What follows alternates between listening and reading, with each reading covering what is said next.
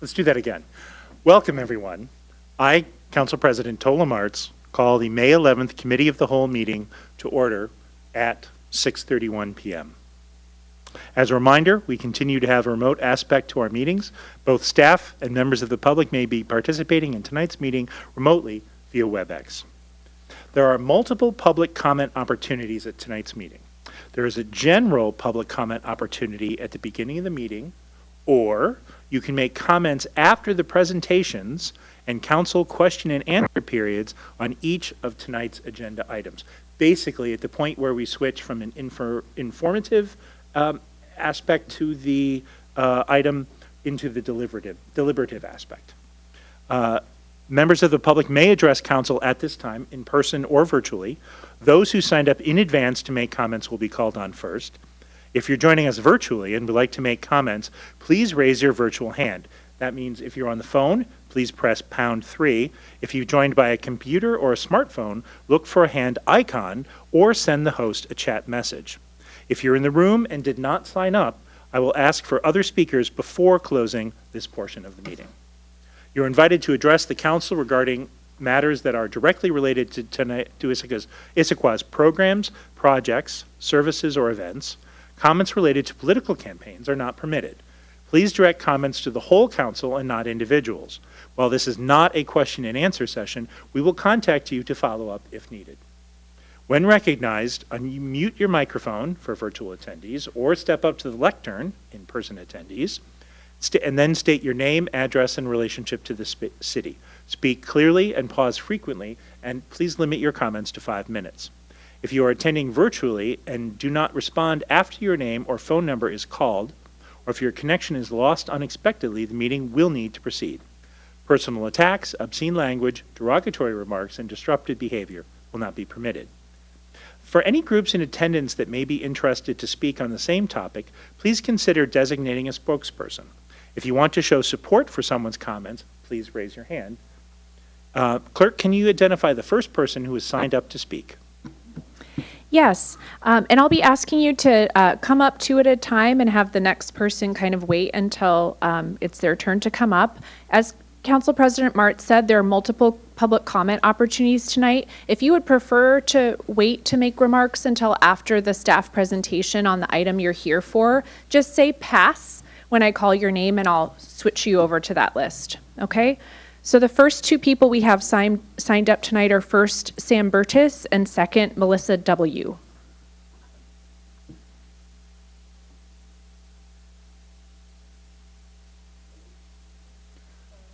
Press the button. Hello? Good? All right. Hi, City Council. I'm Officer Sam Burtis with the Issaquah Police. I'm a patrol officer here. Today I want to talk about how automated license plate readers, or ALPRs, can support community caretaking in Washington State when they're used responsibly with proper safeguards. In Washington, police departments also use these systems to help find missing, abducted, or endangered people. One of the most important ways ALPRs help communities is through rapid response. Imagine a child abduction alert or a silver alert for an elderly person with dementia. Officers can receive alerts when a vehicle connected to that case passes an ALPR camera, helping officers act quickly and potentially save lives. These systems can also reduce investigation time, allowing officers and detectives to spend more time focusing on the investigation elsewhere instead of manually searching for vehicles. In Washington State, lawmakers and local agencies are also recognizing that community caretaking is not only about safety, but it is also about trust. Recent legislation, including Senate Bill 6002, established statewide privacy protections and operational rules for ALPR systems. These rules limit how long data can be stored, require audits and training, and restrict unauthorized data sharing. This balance matters because many Washington residents have raised concerns about privacy and surveillance. Community members want tools to improve safety, but they also want assurance that these tools will not be misused. Discussions across Washington have emphasized the importance of transparency, accountability, and protecting civil liberties while still allowing law enforcement to investigate serious crimes. Community caretaking works best when public safety agencies and residents work together. Responsible ALPR use can support that goal by helping officers respond faster to emergencies and protect vulnerable people, all while operating under clear rules that respect privacy and public trust. In the end, technology itself is neither good nor bad. What matters is how we use it. Issaquah has the opportunity to show that safety and civil rights do not have to compete with each other. Thank you. Melissa W. Good evening. Good evening. I'm Detective Orwitzki with the Issaquah Police Department, and thank you for the opportunity to speak tonight. I wanted to take a few minutes to share some perspective on investigative technology, specifically automated license plate readers, or ALPRs, and explain the tools and how these are actually used in real investigative work. I also want to give a real-world example of the kind of behind-the-scenes investigative work that most people never see. So back in December of 2023, I was assigned a burglary case in a local Issaquah neighborhood. During that burglary, the suspect stole the victim's vehicle and was captured on the Ring camera pointing a firearm towards the house. Watching that video was very unsettling because it was obvious how easily the situation could have escalated or turned deadly if the homeowner had confronted the suspect or simply walked outside at the wrong moment. The suspect was clearly armed, bold, and dangerous. The stolen vehicle was then entered into the National Stolen Vehicle Database, and during the investigation, I used ALPR technology. That technology led to 2 detections of the stolen vehicle within Seattle. One of those detections showed the vehicle entering a store parking lot, and from there I was able to obtain surveillance footage and positively identify the suspect. Without the access to ALPR technology, I likely never would have identified the vehicle at that location, obtained the surveillance footage, or identified the suspect. After roughly 2.5 months of investigation, I submitted the case to the King County Prosecutor's Office, and the suspect was ultimately taken into custody. Now fast forward to March of 2026, just 2 months ago, a BOLO, or a Be on the Lookout, was disseminated to law enforcement agencies regarding that same suspect, who is now allegedly involved in a homicide in Renton. As many of you know, Issaquah borders Renton, and State Route 900 is a major corridor connecting the 2 cities. At the time of the homicide, both Renton and Issaquah camera systems were disabled due to the changing laws and regulations. The suspect was believed to be driving a very distinctive vehicle with a known license plate.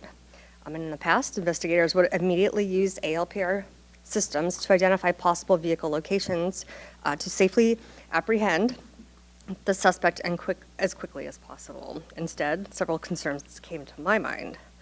First, we had no functioning ALPR systems available to quickly determine whether the suspect vehicle had entered our area, delaying the possibility of apprehension. Second, because of the proximity between Renton and Issaquah, I was concerned for my 2023 victim could potentially be targeted in retaliation. It's entirely possible the suspect harbored resentment towards the victim for cooperating in the earlier case that led to his arrest. Third, the suspect was known to be armed and dangerous. Without advance information, an officer could unknowingly encounter the vehicle during a routine traffic stop with very little warning about the risk level involved. There are real public safety concerns. If investigators had immediate access to ALPR data, we may have been able to determine within hours whether the suspect had entered our city and potentially accelerate the apprehension process. Instead, the suspect remained at large for more than a week.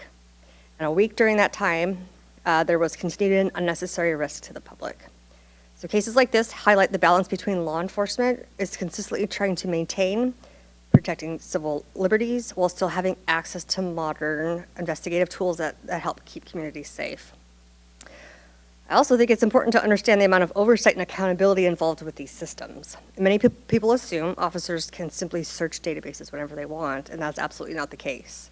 For example, ALPR data within our system is retained for 21 days. Every search I conduct must be tied to a specific case number and a legitimate criminal investigation. Every query is logged under my individual credentials. If I were to access information without a lawful investigative purpose, I would be held accountable for breaking those rules. So law enforcement officers simply cannot search a database because we're cops. There must be a documented and lawful reason for every search conducted. I also think there's a great deal of misinformation surrounding this technology. I understand why there are concerns, and public healthy discussion is important.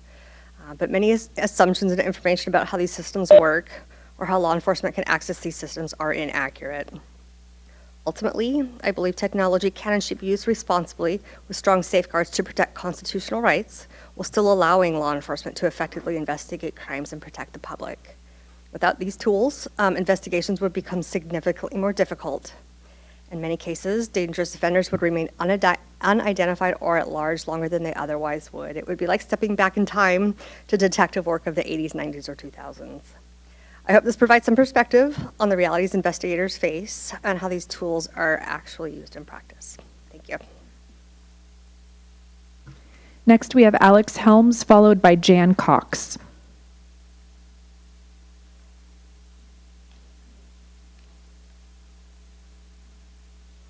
Perfect. All right, my name is Alex Helms, and I'm the Community Resource Officer for the Issaquah Police Department, and I've had the honor of serving Issaquah for 8.5 years now. So I wanted to share two Issaquah-specific examples that show how ALPRs support de-escalation and leads to safer outcomes for both officers and the community. In the first case, an alert officer was flagged to a stolen license plate on a pickup. Oh, no. Can you get a little closer to your mic? Yes. There we go. Thank you. There we go. Which is often a sign that the vehicle itself is stolen. Officers located the truck parked in a commercial lot and safely contained the scene before making contact. The registered owner soon returned and fully cooperated with officers. Officers determined that the vehicle was lawfully owned and the issue was limited to a stolen rear plate that had likely been placed on the truck without the owner's knowledge. The plate was recovered as evidence. Because officers had real-time information from the alert, they approached it with awareness instead of uncertainty. That allowed officers to quickly reassess the situation, lower the intensity of the encounter, and resolve it calmly with no arrest or use of force. The second case involves a vehicle flagged as stolen. When contacted, the owner explained that the license plates had been legally transferred from a previous stolen and recovered vehicle. Documentation confirmed the plate was properly registered. Further investigation showed the original stolen vehicle record had not been updated.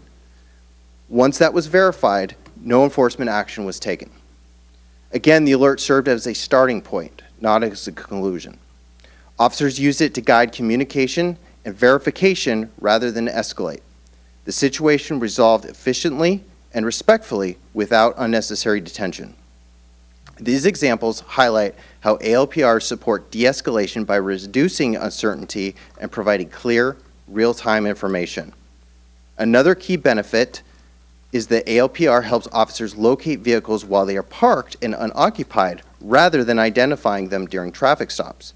Without it, flag plates are often discovered in motion, which quickly escalates and leads to high-risk stops or even pursuits.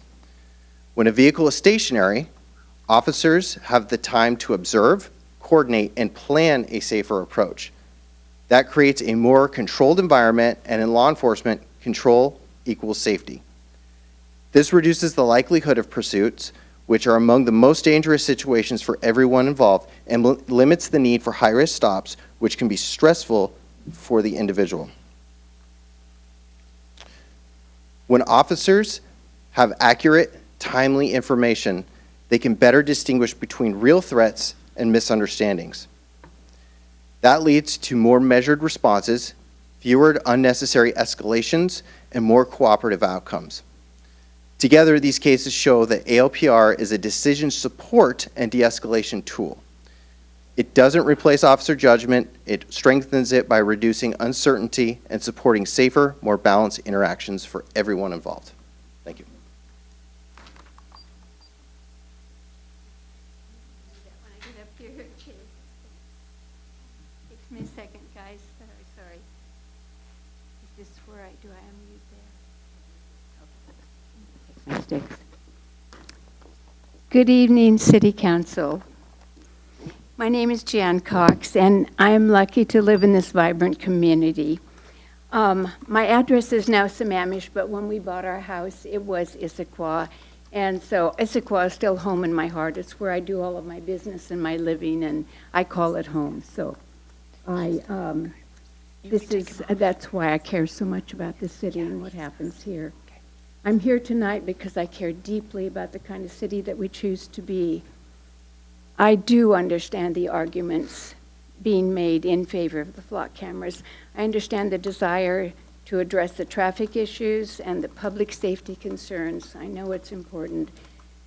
I believe we all want safe neighborhoods, but that's not the issue before us tonight. The issue is trust. These cameras do not simply monitor traffic. They create a vast system of surveillance that tracks where people go, where we travel, who we visit, where we live, where we seek our medical care, where we get our groceries. And this information becomes stored data. And once that data exists, it can be accessed and shared and sold and subpoenaed and abused. This is not speculation. It's happening all over the country. Many residents are especially alarmed because license plate data has been used by ICE and other agencies to locate and detain immigrants, many and or most of whom are hardworking people with families here and jobs, children's in school, deep roots in our community. They're our neighbors and our friends, and we care about them. Regardless of anyone's political beliefs about immigration policy, we should all be concerned when ordinary people begin living in fear that simply driving to work or to church or to a grocery store or dropping our children off at school or workers filling up their tanks at the gas station and being abducted, or Latina moms walking their children who are afraid to walk their children to school can be placed on a government tracking system where they can be easily found by ICE. I have lived, as you can tell, a very long life, and I have lived and breathed and truly understand the real value of our immigrant communities. I grew up in the Salinas Valley in California, which is called the salad bowl of the world. We supplied produce everywhere. I was raised around immigrants, and these were the laborers who worked our surrounding fields. Sorry. They did extremely hard, backbreaking work that our citizens would not do. They took jobs our people didn't want. They were grateful for the opportunity for this work. These immigrants were good, honest people whose hard labor provided the benefits that sustained our country. I went to school with their children. They were our neighbors and our friends whose children went on to become productive citizens and lead rich, full lives in our country. These immigrants were the backbone of our economy then, and they still are. And we couldn't survive without them. We couldn't run this country without the benefits of the jobs that they fill all across the nation in so many industries, and their value cannot be underestimated. It's the reason I care so much about the injustice and the cruelty that is happening to them, and it just hurts my heart. This is the kind of surveillance, and it's just another tool would be aiding to their oppression. A healthy city depends on trust between residents and local government, and surveillance erodes that trust. But I also want to speak directly to the economic concerns as well, because I know that matters. And because I know this city cares deeply about its reputation and its business growth. Many people of conscience are now paying attention to which communities are embracing surveillance systems that may aid in the aggressive immigration enforcement. And more people in our communities are making decisions about where they shop and where they dine and where they have their businesses, where they hold their events and where they spend their money. The people don't want to spend money in places where their neighbors are being tracked and targeted. The city's reputation matters. Do we want to become known as a welcoming, forward-thinking community that values civil liberties and dignity? Or do we want to become a city that helped normalize mass surveillance because it was convenient? As we know, history tends to judge harshly. Is that my time? I'm sorry. Can I just finish that sentence? It tends to judge harshly the moment some people surrendered freedoms little by little in exchange for promises of security. Tonight you have an opportunity to show courage. I encourage you to please choose community trust over fear. Thank you for listening. Thank you. Noting a number of hands went up on that. Next, we have Margot Horn, followed by Sarah Ryder. Hello, my name is Margot Horn, and I'm a new transplant from Chicago and a proud resident of this beautiful town of Issaquah. I'm here to categorically state that I am opposed to ALPRs and specifically flock cameras. I feel it's a real violation of my right to privacy, both in the Constitution, and it's just completely a concern to me, and I really want to say how opposed to it I am. I have no trust in the data, the security of the data with flock and uses of it. I am supportive of law enforcement, but I think that the flock is a real additional concern, and it has no place in our town at all. In fact, I would like to recommend or propose an ordinance banning flock cameras specifically from Issaquah and our borders. I would really like to see that from this council, an ordinance banning the flock cameras. And I don't think it's good for business either. I have an example. I recently had an evening out with friends, a group of friends, none of whom live in Issaquah, and we had dinner on Front Street and we saw Grease at the Village Theater. It was a lovely evening, but all of those people, every single one of them had indicated that they are not going to be coming to Issaquah anymore if these flock cameras are in place. You know, it just impinges on their privacy too, and they can take their entertainment dollars and their shopping dollars elsewhere. And I think we have to really be cognizant of that, because we have such a lovely community that people like to come to, and it is not good for business. So that's really all I want to say about this, but I really, really urge you to consider very strongly not bringing ALPR, specifically flock cameras, to our community. And I also would like to see an ordinance passed by this council banning flock cameras from our city borders. Thank you very much. Number of hands went up on that one as well. I am Sarah Ryder. I live in the Tallis community in Issaquah. And just like Margot was saying, I would like to ask the city council to put an ordinance against ALPRs that specifically host and our data is collected on the cloud. I'm all for ALPRs. I do work professional security, and I'm all for ALPRs when they're in-housed and they are a closed loop system, and I'm all for that. However, I'm not okay with a cloud-based system, especially from a private tech company who wants to install them on public streets. So I would ask the council respectfully to pass an ordinance against any ALPRs that host their data on cloud-based service. Thank you. A lot of hands went up on that one too. Next, we have Nico Rondinelli, followed by Jen Hagedorn.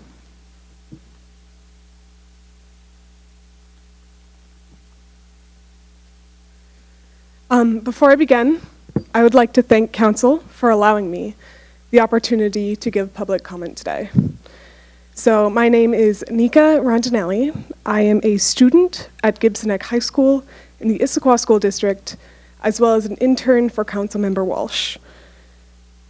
We've already seen so many people in our community come out against flock cameras.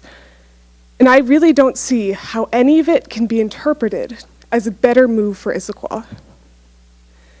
Surveillance does not keep people safe. Flock uses sneaky tactics in their marketing and messaging to claim that they don't collaborate with agencies like ICE. But their technology has already been used in thousands of lookups for ICE, as well as nationwide searches for people crossing state borders to receive reproductive health care. Your constituents have made their voices heard. We do not want flock in Issaquah. As leaders, it is your responsibility to listen to the people. Thank you.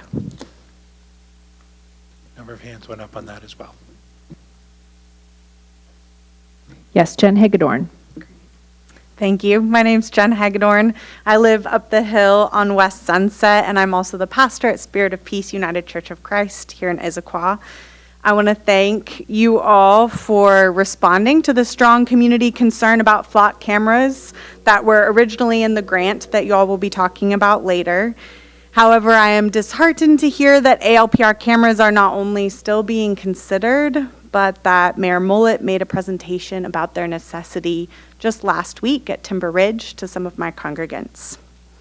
My faith compels me to stand with those who are most vulnerable, and I am deeply concerned about how ALPRs open our most vulnerable community members to higher levels of surveillance. The UW Center for Human Rights published a study last August called Leaving the Door Wide Open, where they detailed the front doors and the back doors that give DHS access to data, often without local police department knowledge. And I see Phil Neff on the screen, so I won't say more about that. Y'all can hear it from the expert himself. My concern is that installing ALPR cameras, whether we intend it or not, is like sending an invitation to ICE, unlocking the door, and then entrusting the key to a private company. A company that has already shown it will use that access however it sees fit. Systems outlive our original intentions. Human rights must always be the priority. In the news last week, White House Border Czar Tom Homan described his plan to increase deportations by, quote, flooding the zone. He promised that people would see more ICE arrests than ever before, and that when that happens, people he called collaterals, so those who were not the target, again, so much dehumanizing language, would also be arrested. I think there's a sense among those of us who have citizenship status, who are white, who are not the targets or connected to targeted communities, that things are better right now. They are not. Every day, people in East Side cities are being detained. I hope that you all, as leaders, are hearing these stories. Fear remains the daily reality of thousands of our neighbors. It shapes every decision, every interaction, every moment, and we can't let our guard down. At this moment and in our current world, ALPR cameras serve to do the exact opposite. They gamble with protections of the most vulnerable. They ask us to trust the assurances of a private company and a federal government that do not care about the community we call home. True public safety cannot come at the cost of the lives and well-being of our immigrant neighbors. I urge you to support the ordinance that would put a ban on ALPR cameras, serious restrictions that don't leave our data to chance. Thank you so much. Number of hands went up on that as well.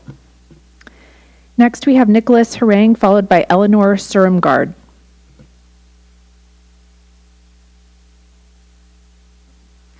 Hello, City Council and Mayor. I'm a lifetime Issaquah resident and currently live in Old Town, just a couple blocks away. I walked here, and I am deeply in love with this city. Because of this, I'm also deeply opposed to Issaquah implementing flock cameras or any kind of ALPRs that have a centralized data system that is not fully under Issaquah's control. As you've heard from many people, flock cameras pose a risk to the security and privacy of residents and visitors in Issaquah, and this is not evenly distributed. The risk is taken on by people of color, immigrants, low-income individuals, LGBT community members, and those seeking reproductive care.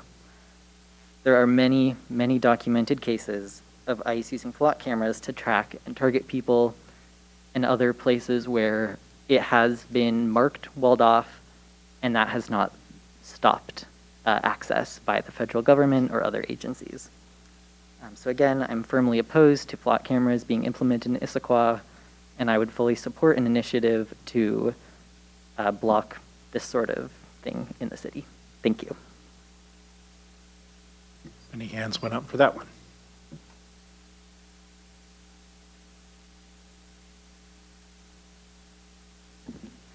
Hi, City Council. Thank you for the opportunities to speak. I've been a resident of Issaquah for 14 years, and I have been a voter since I turned 18.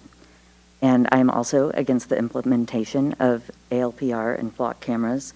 I echo the sentiment of many of our residents so far, saying that the surveillance is not perfect and would not provide safety if gone through Flock, I am opposed to this because it has been shown that while local law enforcement might be held accountable, the federal law enforcement will find a way to use this data against our community. And I want Issaquah to be a welcoming community like it's been all the time I've lived here. And I don't think that this would encourage that. Thank you. So a number of people supported that statement as well. I want to take a moment, every so often, and when we have large public comment sections, I like to just sort of summarize what we've heard so far, just so we know where we're at. So we heard initially about ALPRs as a public safety tool and IPD policies and Senate Bill 6002. We heard concerns about ALPR data use by federal agencies, including ICE.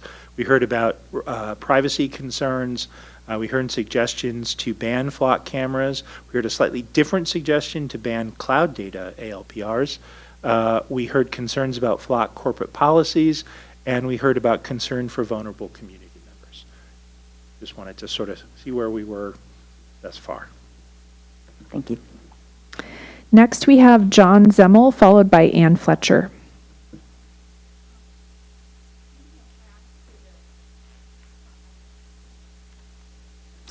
Thank you, City Council. My name is John Zemmel. I'm an Issaquah resident. Would like to share my perspective on Flock as a data technology professional who's worked on remote sensing systems similar to this one in the past. I'll get right to the point.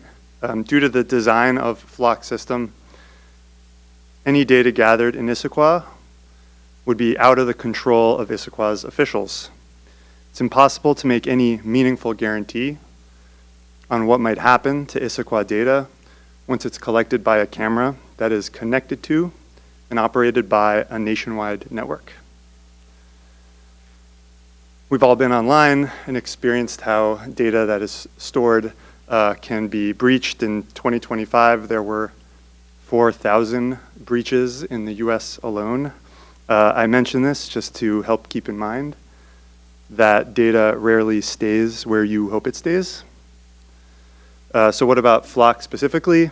Flock is unfortunately a poster child for this principle. Let me provide some examples from the state of California, which I've chosen because they actually have a state law that makes it illegal to share ALPR data with out-of-state agencies. Yet still, in Capitola in 2025, local Flock camera data was accessed in over 3 million out-of-state searches, including by immigration enforcement. The police chief of Capitola says these were inadvertent and were not the result of any deliberate attempt by city staff to circumvent California law. I believe her. Santa Cruz, 2025, the police chief reported the Flock safety system inadvertently permitted law enforcement agencies outside of the state of California to search, referring to their local data. The police chief also added these violations were not known to the Santa Cruz Police Department. El Cerrito, California. Police say that federal agencies gained access to their Flock cameras without their knowledge. The police department then worked with Flock to install safeguards to limit access. However, additional accesses by federal agents were discovered again. The police chief says that came as a surprise to me. Also San Francisco, also Richmond. It's happened here in Washington State. It's happened here in King County. I think you get the idea. So I want to be clear that I personally believe that these cities and police departments were trying their best to adhere to their state law, only to find that the company, the app that they depend on, could not deliver. So I believe this is Flock specific.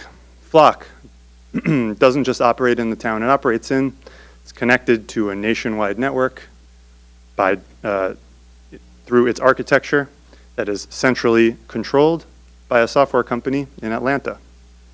It's a sharing-driven architecture and a sharing-driven business model, and it can provide the appearance of control, but it does not provide real control or security, as all these cities have learned the hard way. My suggestion is that a system could be chosen that meets the criteria that we have here in Issaquah, which could be that our data stays here within control of our city officials and our police department, not software engineers 3,000 miles away and not opportunistic out-of-state agencies. I'm sure we could find a better tool for the job. Thank you for your time. Any hands went up on that? Next, we have BJ Alum and David Kapler.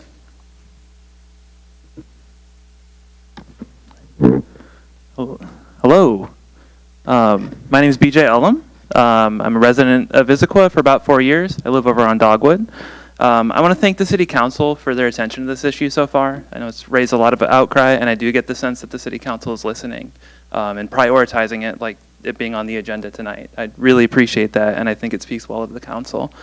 I also want to encourage the City Council to pass, as early as possible, an ordinance that would explicitly put in strict guardrails around what kind of ALPR data could even be pursued to be put up in public in Issaquah.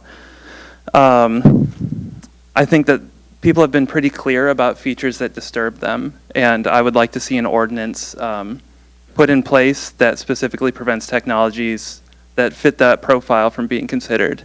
Things like making sure that that data does not go to a shareable, queryable national database, that it's only accessible by Issaquah officials for known reasons related to active, serious crime, things like that. So thank you very much. Any hands went up for that comment? Okay. Next, we have Reagan Harper, followed by Will Cariotti.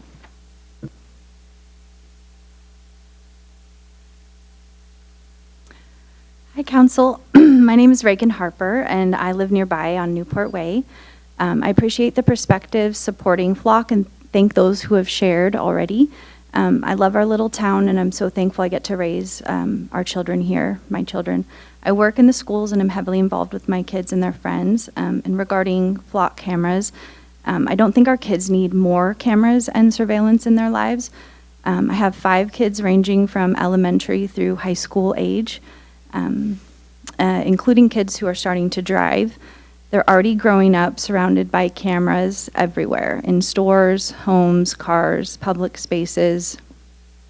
In a world moving so quickly toward a surveillance state, I would love to see our local kids protected from that as much as possible.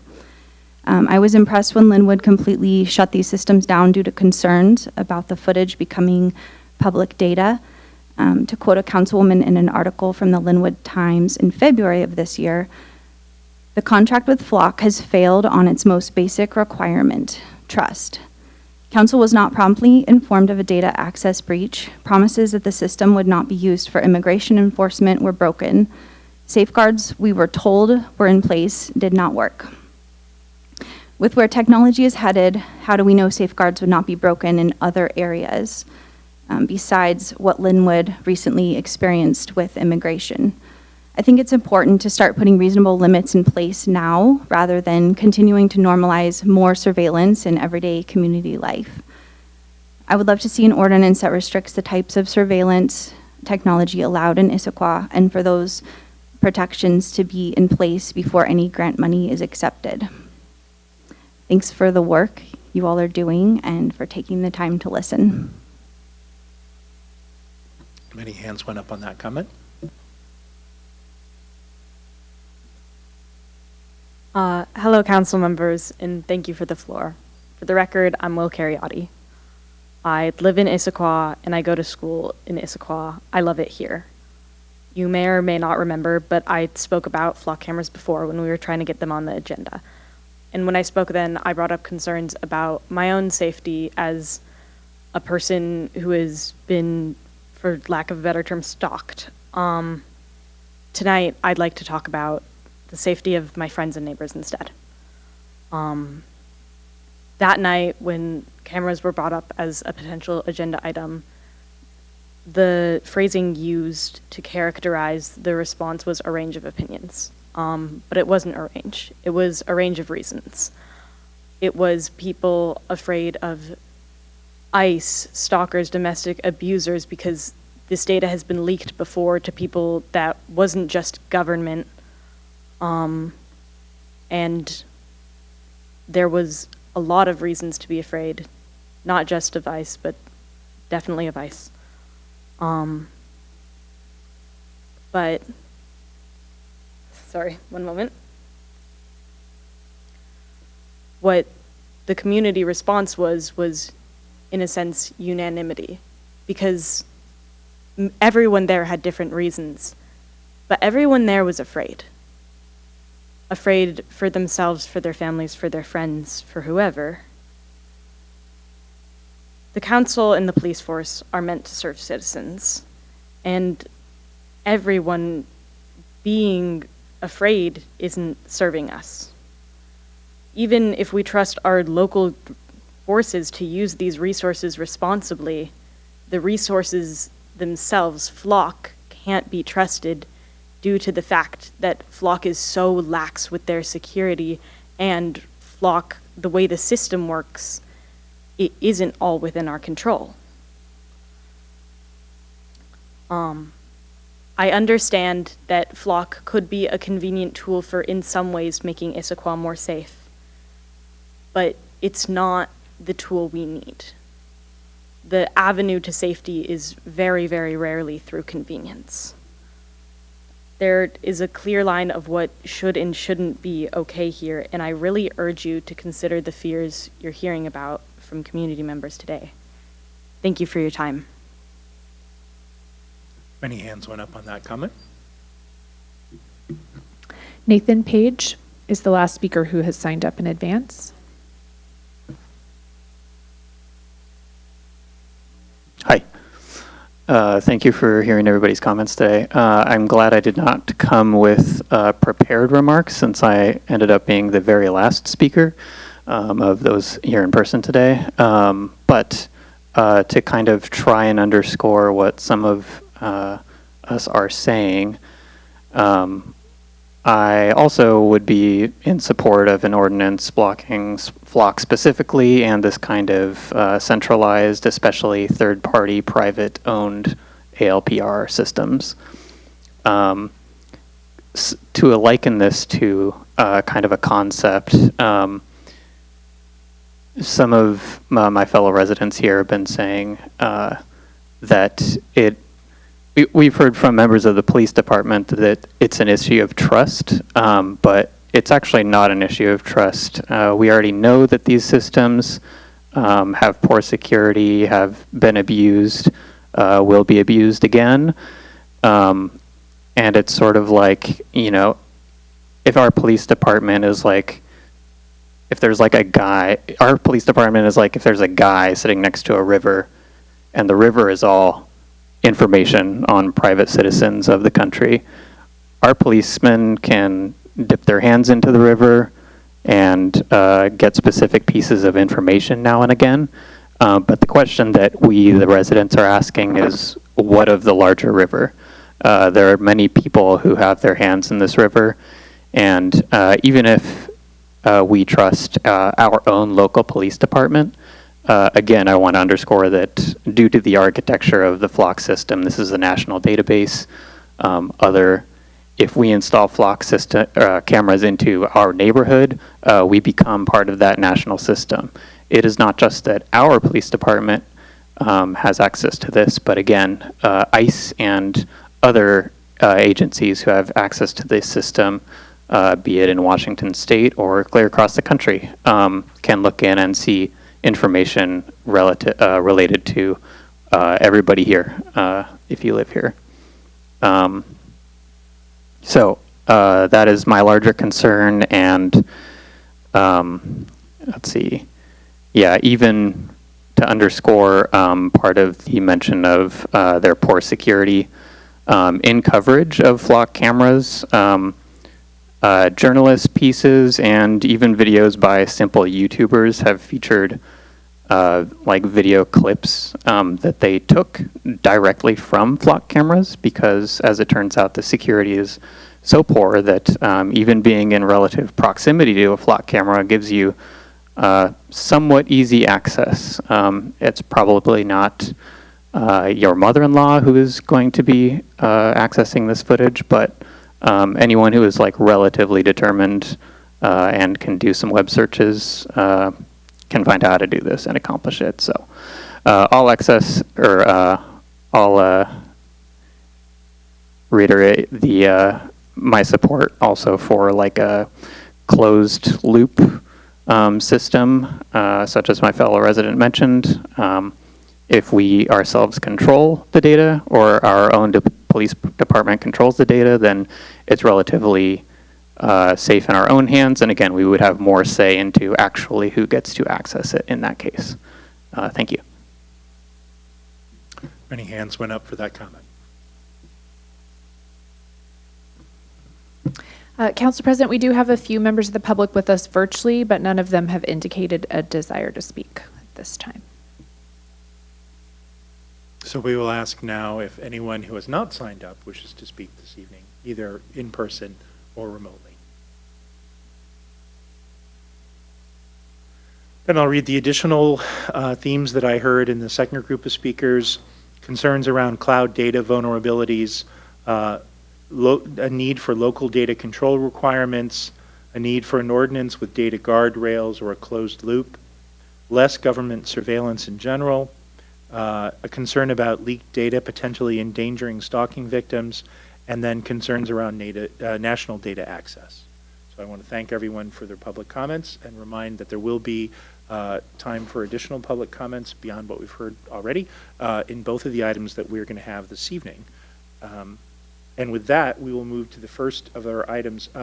This is a council of the whole meeting, so these are both informational items. No action will be taken this evening. We're basically acting as a big 7-person committee at this point. So our first item this evening is COM 0258, Issaquah Climate Action Plan, presented by Stacy Vin McKinstry, our Sustainability Manager, and David Reedy, our Sustainability Coordinator.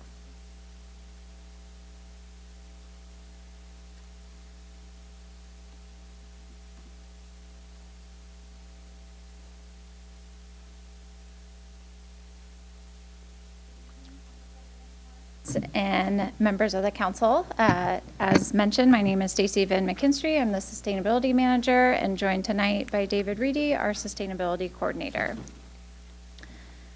The 2021 Issaquah Climate Action Plan was written as to include a 5-year update. Tonight, we're here to share with you an overview of the process we have undertaken to update the ICAP, share a summary of major updates, including highlighting a selection of targets and actions, and discuss the next steps for review.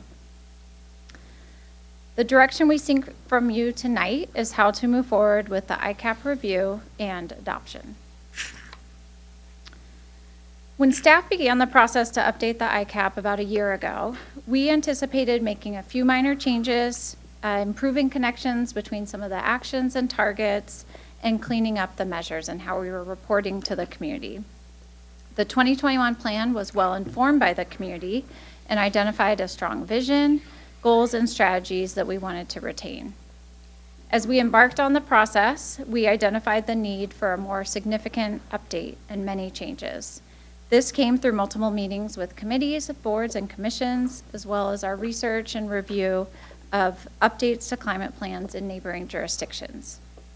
There were several targets that needed to be refined, and we also wanted to broaden many of the actions to allow for more flexibility to implement the most meaningful and impactful actions over time. One driver for these changes, as I'll speak to a little bit more in a few minutes, is the proposal to move to a 10-year plan. That required that we build in more flexibility as well as multiple checkpoints throughout the process. Our approach over the last year to update the plan was broken into 3 phases, and I'll walk through each of these. During the spring and summer of last year, we formed 2 committees. We really wanted to take a deep dive into some sections of the plan that we thought needed additional work. This was the natural systems section because many of those actions did not link to the target.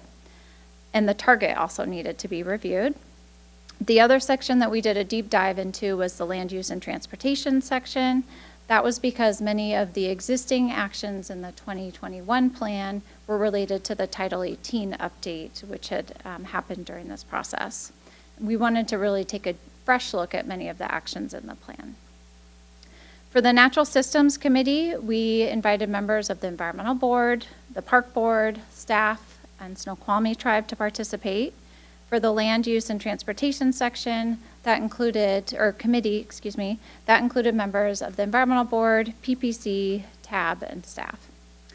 During this time, we also met multiple times with the Environmental Board on the approach timeline and process for updating the plan.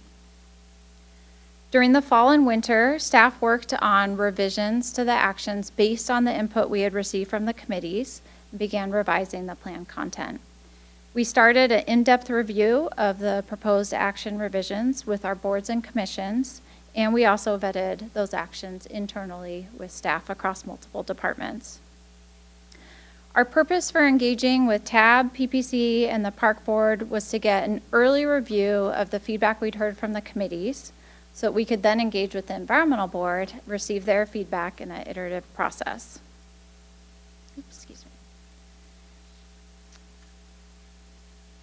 Mayor Pauley also held a town hall in the fall to share the progress that we had made on ICAP implementation and gain input from the community.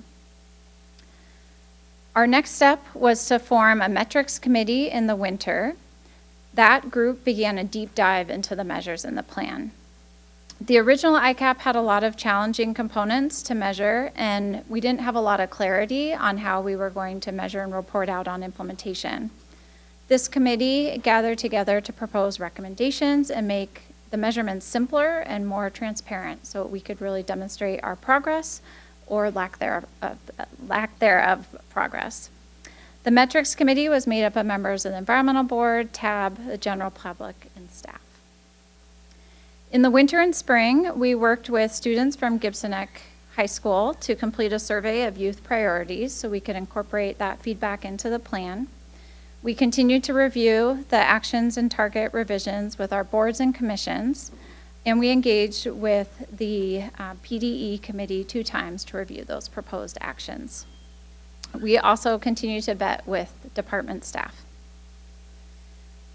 Right. So that is a summary of the process that we've been going through over the last year.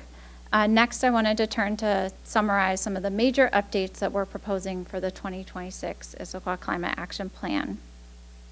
I will, in just a moment, dive a little bit deeper into some of the target and action revisions. So one of the major revisions that we're proposing in this plan is removing a lot of the background that described the development that led up to the 2021 plan. Instead, we're incorporating the progress that we've made since 2021 in terms of implementation as well as progress towards our targets. As mentioned earlier, we're also proposing a 10-year plan. We are including many checkpoints throughout the process to ensure that we are on track or that we can revisit the plan and the actions within if we find ourselves off track. In general, we feel like we know the types of work that needs to be done, and we've created actions that provide flexibility so we can make choices and implement the best actions at the time of implementation. We've also worked to improve the connections between actions, targets, and measures. As discussed previously, there were a lot of targets and actions that we felt were disconnected.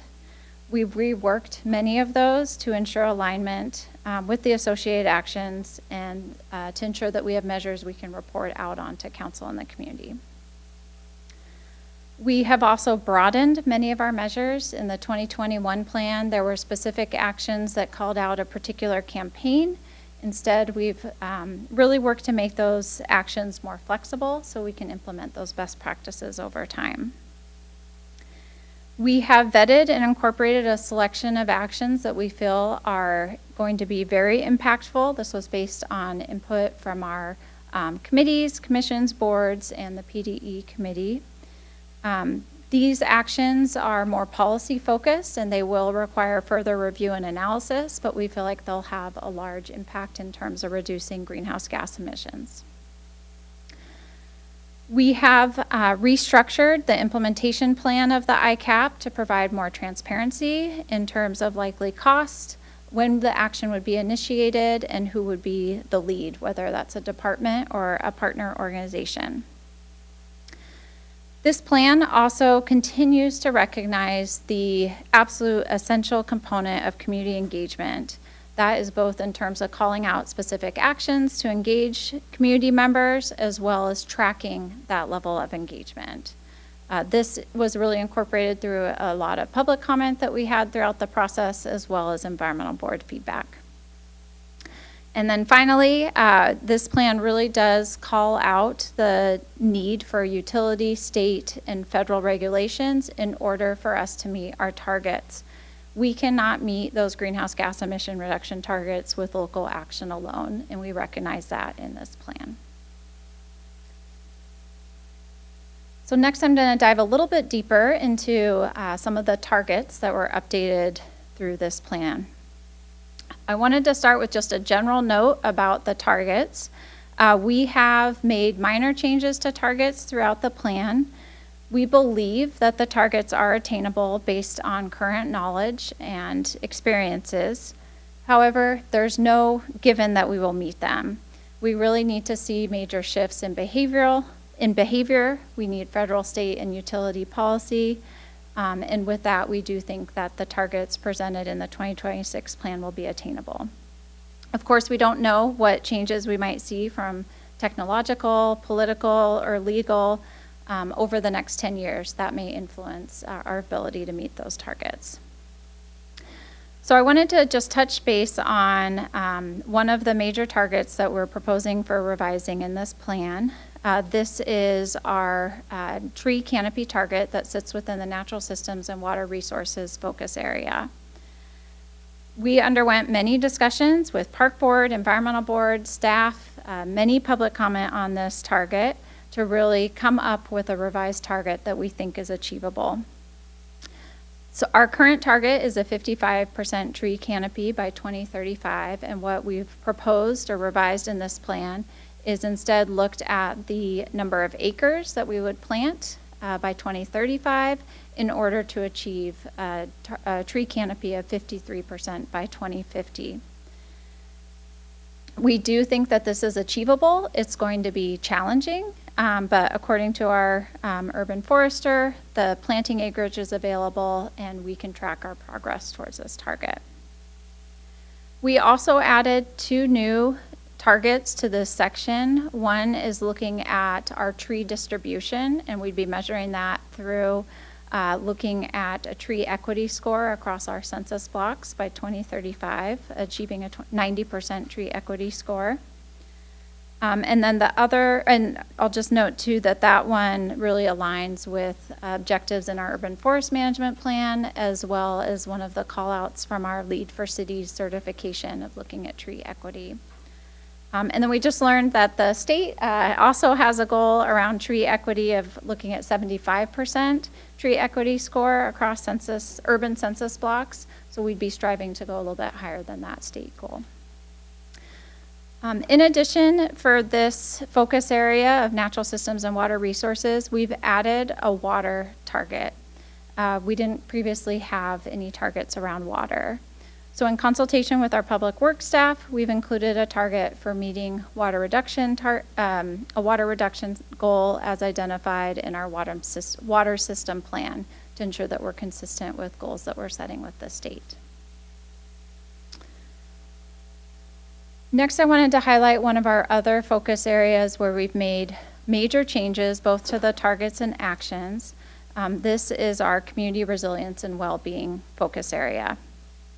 This was an example of a section of the plan where many of the actions weren't measurable, and we really wanted to ensure that we had both targets that were measurable and we could report out on progress, as well as a series of actions that made sense helping our community prepare, respond to, and recover from any climate emergency. This section was really informed not only by the Measures Committee, but also in consultation with the Environmental Board and our emergency manager. Moving one layer deeper to our actions, I wanted to note that we have retained and clarified some of our most meaningful actions or critical actions throughout the plan that really address our biggest greenhouse gas emissions around buildings and transportations. We have really touched, revised many of those actions to make them stronger and more flexible over time. There are a number of new actions that we're introducing in this plan. Just to give a snapshot of some of those, they include actions around workforce development, looking at a more dedicated funding stream, water conservation programming that was not previously included, programs that help address invasive vegetation to make our tree canopy more resilient to climate change, and then actions around waste reduction, particularly there was interest from the Environmental Board on single-use plastics. In addition to highlighting some of those new actions, I wanted to highlight a few of the actions that we think will need further council review and discussion. These actions I raise in particular because they may involve a new policy. While any proposed policy in this plan would undergo additional evaluation to consider impacts, benefits, greenhouse gas reductions, costs to the community or business, we want to make sure that the council is comfortable advancing these proposed policies in the plan before moving forward. Some of these proposed actions also, there may be a question around our role or the ability for us to advance such an action. Particularly, staff have flagged the action around opportunities and partnerships for acquiring timber sales and whether council would be comfortable including that. So while we are not going to discuss these actions this evening, I am flagging them just to recognize that we would like to engage in further council conversation to discuss these actions prior to finalization. So where are we now? The Environmental Board at our meeting last month recommended a few additional sections that we include in the plan. We are in the process of preparing those. They relate to identifying what we're not able to do in this plan because of, for instance, legal constraints, as well as a call to action for the community. Other than seeing those two sections, the Environmental Board essentially has given kind of a thumbs up pass of the targets and actions in the draft narrative of the plan. And we are also finalizing all the narrative, working on formatting, and we anticipate having a full draft plan ready for review by the end of May. As mentioned, the Environmental Board did provide that verbal support for the draft plan, and they anticipate preparing a formal recommendation to council at their June 10th meeting when they will receive that full formatted draft. We are aiming for council approval of the plan by July or within July in order to inform our budget requests for 27 and 28. So tonight, as mentioned, the question we have before you is what would you like your next step to be for review? We've proposed a few options. One is to bring back to a committee of the whole on June 8th for a full review of the draft plan and to discuss specific actions or other aspects of the plan that you're interested in digging into. The second option would be to bring to council June 15th for that full review prior to making any decision on how to move forward. And then the third option would be to pass back to the PDE committee for further discussion and deep dive prior to coming back to council. And those would be in either early June or July. So our next steps are finalizing that content and the design of the plan, bringing to the Environmental Board for final approval and their formal recommendation to council, and then following the pathway that you all determined for us for that review by council with hopeful adoption in July. With that, we seek your input on how to proceed with the approval and adoption of the 2026 Issaquah Climate Action Plan. And with that, I will open to questions from council before we take additional public comment on this. Deputy Council President Chang. Okay, I have a couple questions. First one, maybe this is a bit of a silly question, but I'm curious why we're calling this a climate action plan when it really is kind of an overarching sustainability plan, right? Like water conservation, single-use plastics, invasive species. They're all great things to do, and I'm fully in support of those, but that's not, in my mind, it doesn't really fall under the bucket of climate action. So I'm just curious about what the rationale was for that. Yeah, good question. As we were meeting with the committees and getting input from boards, commissions throughout the year, there were a lot of desires from the community as well as the committee and board members to incorporate other items that we felt belonged more in kind of a more general sustainability plan. What we've done over the last few months is tried to apply that climate filter and said, does this impact resilience? Is this reducing emissions? So for example, the invasive species, what we asked the proposers of those actions to do is tie that back to climate. And so the tie-in there is reducing invasive species in order to ensure our tree canopy is more resilient to the impacts of climate change is how we frame that in the plan. There are some actions there that were of interest of our boards and commissions to include, probably primarily around the waste and materials section that council may decide are outside the scope of the climate plan, but we've attempted to apply that climate filter to all the actions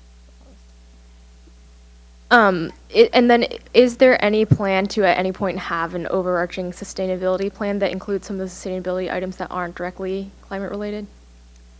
We haven't discussed that. Our work really focuses on climate action, and we've worked to contain that within the climate plan.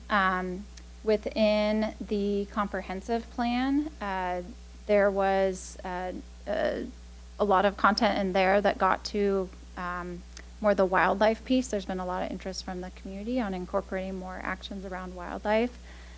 We've incorporated that into the climate plan as it relates to creating that resilience to climate change. But at this time, I don't believe that there is any work from the administration to develop a general sustainability plan. Okay, thank you. And then last question, this one's a bit more specific, but on the slide on some of the changes that were made, you said something like 150 net new acres of trees planted. Can you explain a bit about what that means? For example, you know, if we're going to do street trees, is the acreage planted like related to the size of the dirt, or is it related to the size of the tree canopy, and at what age? If so, what age of tree? Yeah, so the way we worked with the urban forest manager on that one is not necessarily looking at street trees, but looking at large open acreage opportunities, for example, at Lake Sammamish State Park. And if we are to plant or stay on track of planting up to 150 acres by 2035, it's believed that the canopy 15 years from then, 10 to 15 years from then, would help us reach that 53% tree canopy. So through his analysis, he's really looking at more of those larger open spaces and not necessarily kind of the individual street trees. Great, thank you. Other questions of an informative nature? I don't see any, so. Oh, I'm sorry. I was channeling prior Councilmember Hall and just, you know, doing that last minute thing. Yeah. Timing is everything. Yeah, thank you. Stacy, appreciate the presentation. When you're talking about the dates, is there a deadline or anything that would urge us to go sooner rather than later? Not in my opinion. I think for us, we would really like to have the final plan in that direction before the end of July as we advance our budget requests internally to make sure what we're requesting aligns with the updated climate plan. Okay. And with that, you know, what are you really looking to get out of us at a future COW Council or PDE committee that we couldn't provide as feedback tonight and that would be needed before a final approval? I think we would like to dig in a little bit deeper to some of the targets that we have made modifications, like the tree canopy target. And then some of those actions that I highlighted, I think we feel having additional council input would be valuable. We have not, with the PDE committee, we didn't discuss the targets. We looked at particular actions and kind of looking at those big impactful actions. So having a little bit more of a dialogue working session for that feedback. And then also being able to present to you the full formatted plan. This evening we just provided the implementation plan, which is our list of actions, but you all haven't seen that full formatted plan, so making sure you get eyes on that prior to full council. Okay, thank you. Any other questions? All right, and so with that, we will return to public comment. If there's public comment, and I know there is because we have a couple of people who are at the top of the list because they were held over from the general public comment. So Clerk Teaser, if you'll walk us through that. Sure. First, we have Ann Fletcher.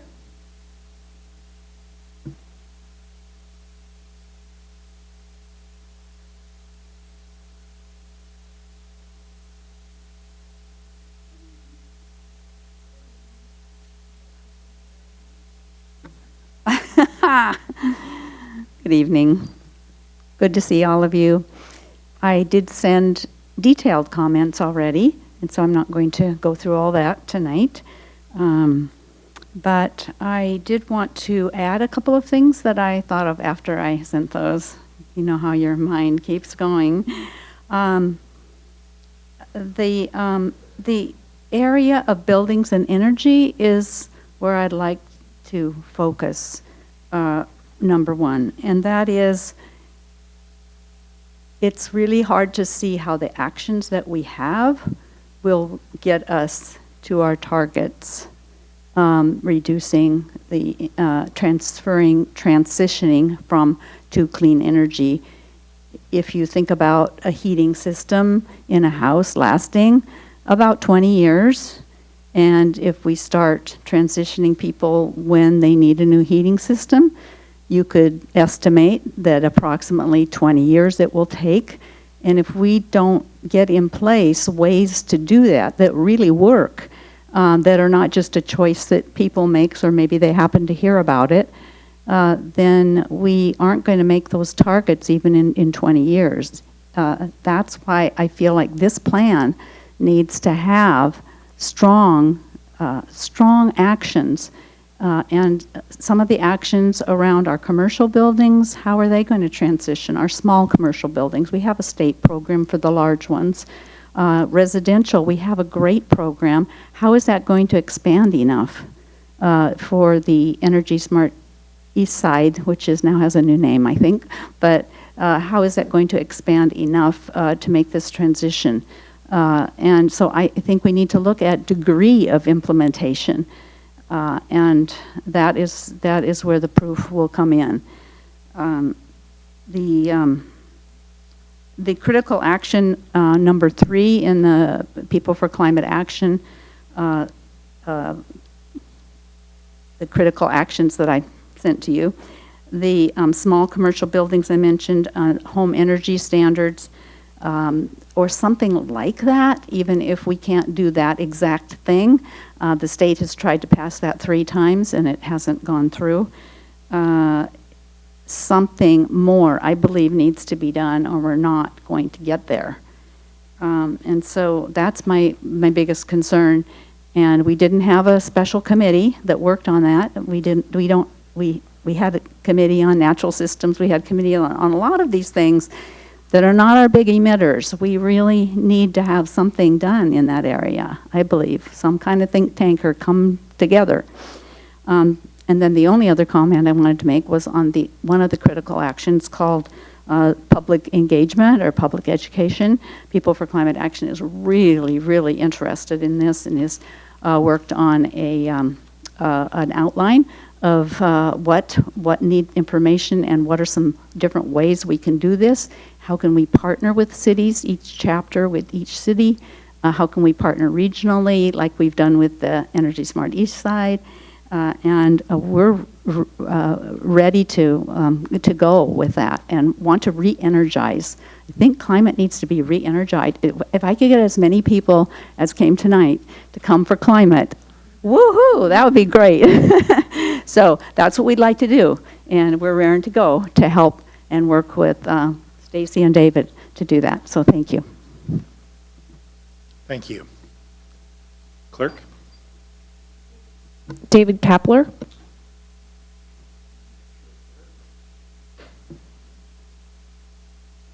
Good evening, David Kapler, 255 Southeast Andrews Street. I hear all about climate by Ann Fletcher constantly, and amazed at the amount of time and energy that she's devoting to working on our climate. And she's got great partners. You have great partners with the staff in working on climate. I'm all for that. The tree initiatives and many other initiatives that the city is working on is much appreciated. The one area I keep getting concerned is, assuming climate is not going to get better, it's going to get drier, warmer, is fire. And we got a lot of people on slopes that fire travels much better uphill than across the flats, and we have a lot of fuel out there, and we need to be doing that. My personal experience with fire and putting out fires was almost 50 years ago, but it was in eastern Washington, and I still can remember those incidents where I was a first responder, but unofficial. And we need to really be working with that to make sure we do the best we can. And thank you for great work the council is doing and the staff is doing on this effort. Thank you. Thank you. So a number of hands went up on that comment. And a few went up on the previous comment as well. No one online's indicating a desire to speak. Does anyone else from the public who is not signed up wish to speak on this particular measure this evening, either in person or electronically? All right, so back to deliberation. We have 3 options in front of us as suggested paths to return to council, and I would be open to a conversation about which of those would we prefer. Councilmember Walsh. Thank you. Just recognizing that this, first of all, came through PD, and we had a good conversation and actually held it back for another conversation on what more we could do around greenhouse gas reduction. So I appreciate working with staff on that.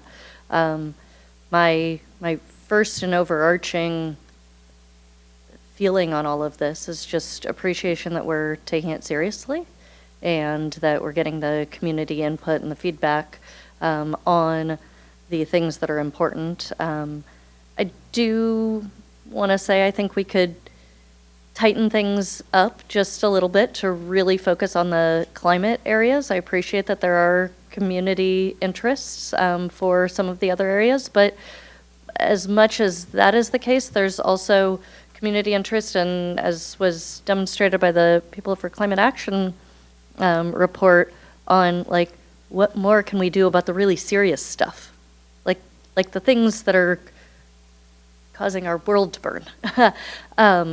So making sure that we devote the most attention there is really important to me.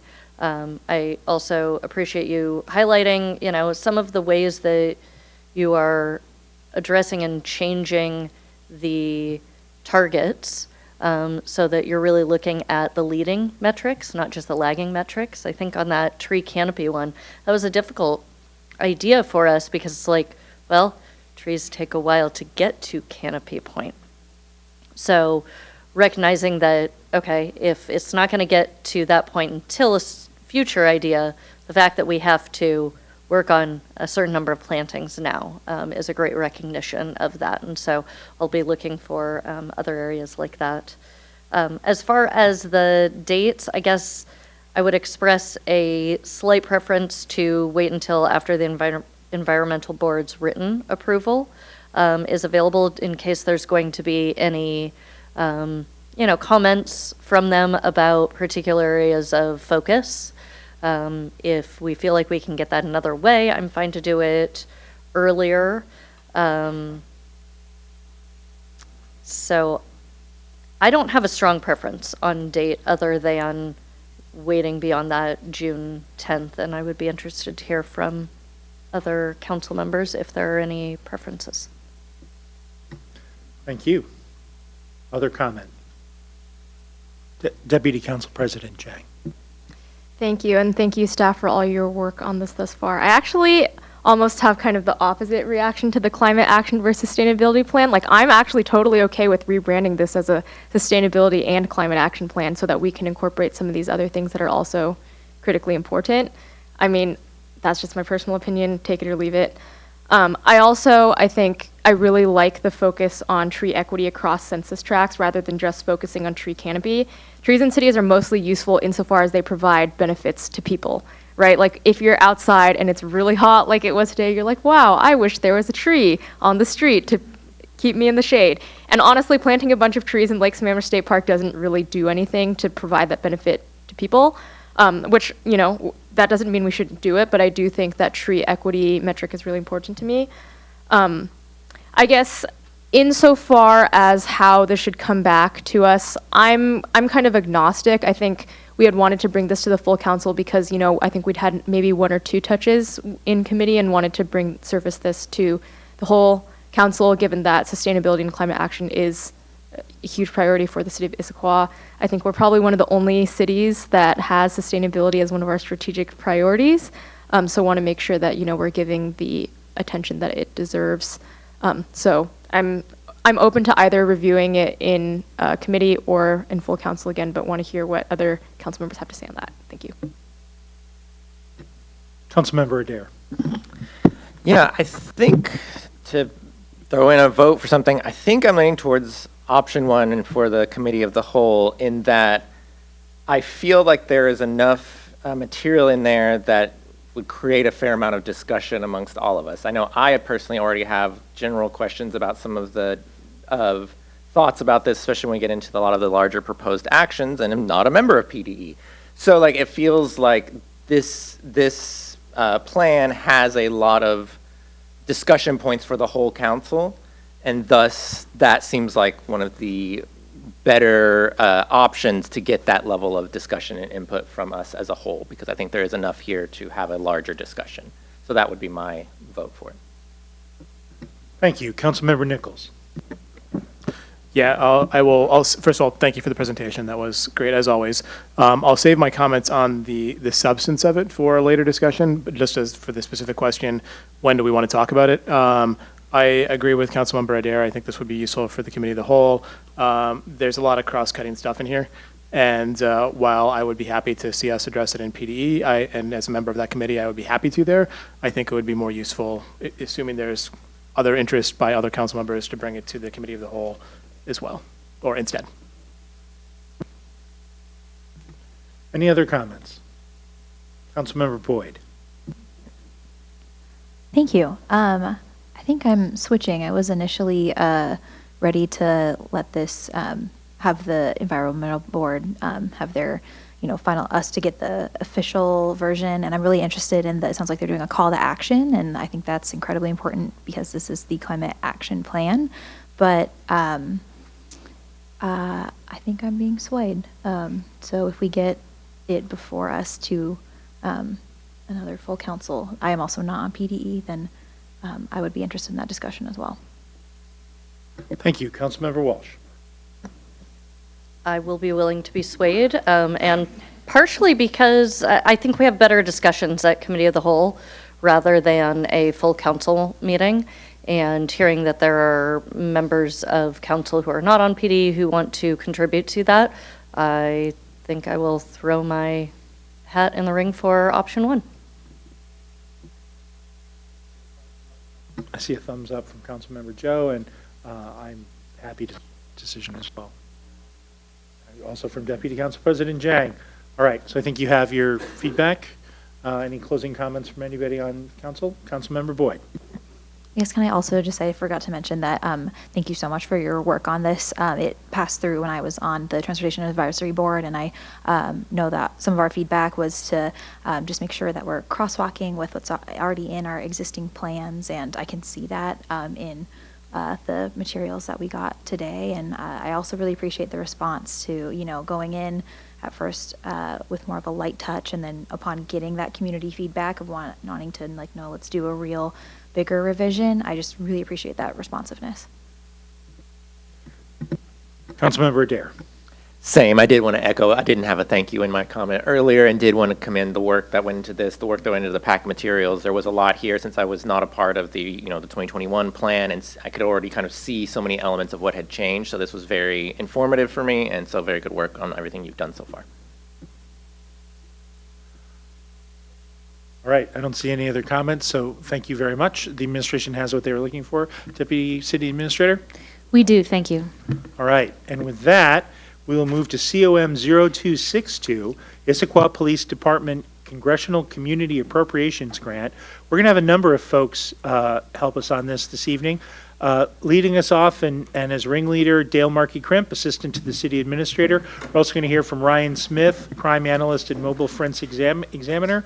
And remotely, we also have Phil Neff from the University of Washington. So, Dale, take it away. Thank you, Council President, members of the City Council. Fresh back from vacation, and it is so good to see you all.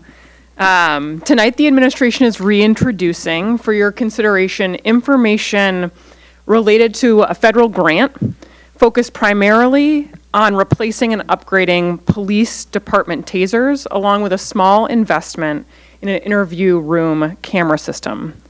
These are practical tools that directly support officer and community safety, officer accountability, and effective policing. Acceptance of these grant dollars was originally approved by the City Council more than a year ago. However, due to changes in and delays at the federal level, appropriation of the grant dollars did not move forward on that original timeline. And in that time since, circumstances and community conversations here in Issaquah as well have evolved. The original grant proposal included money for ALPR, automated license plate reader technology, and since that time, we've heard significant public concern regarding privacy, data retention, oversight related to that technology, specifically flock camera technology. Given those concerns and recognizing that thoughtful policy development and strong data safeguards need to precede any tool, the administration is not moving forward with that portion of the proposal at this time. Additionally, as you'll learn this evening, the price of tasers, like almost everything else in our world, has gone up significantly in the last year. And given that taser replacement was the primary need, this updated cost precludes consideration of using any of the grant dollars for ALPR technologies. And lastly, the city is currently in the process of recruiting and selecting a new police chief. And the administration believes it's important to have any future chief in place before we have any further discussion of ALPR technology. Instead, we're bringing a more focused request centered on the immediate operational and safety needs of our police department, while allowing for additional time and community discussion. And I think most important, I'm a little biased, most importantly, policy work regarding any future consideration of any automated license plate reader technology or system. This evening, you're going to hear from several, as Council President Martz said, several public safety and professionals and a researcher or expert, as he was referred to. I've had the pleasure of reading the work today. First, we'll hear from our city crime analyst and mobile forensic examiner. What a cool title. Ryan Smith, who will provide more information about the grant and application process. One of our police sergeants, Sergeant Asbell, who will discuss current taser technology and its role in officer and community safety. And Commander Bava from the City of Kent will share information about how their jurisdiction has implemented and used ALPR technology. We'll also hear from researcher Phil Neff from the University of Washington Center for Human Rights, which has done research into how Border Patrol has accessed Flock's network within Washington state in different ways to pursue civil immigration enforcement with and without the cooperation or knowledge of the owners of those Flock systems. So with that, I will turn it over to Ryan Smith for the presentation and discussion.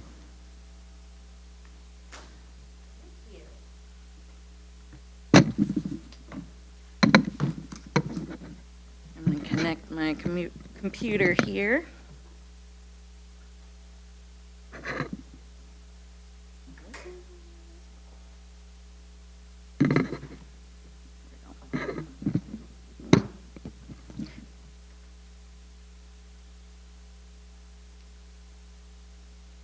I'm going to share my screen here so you guys can see everything.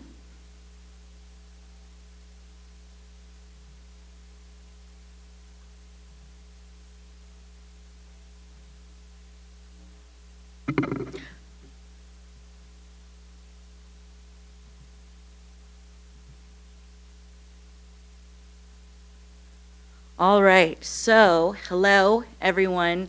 My name is Ryan Smith, and I am your local civilian crime analyst and mobile forensic examiner with the Issaquah Police Department.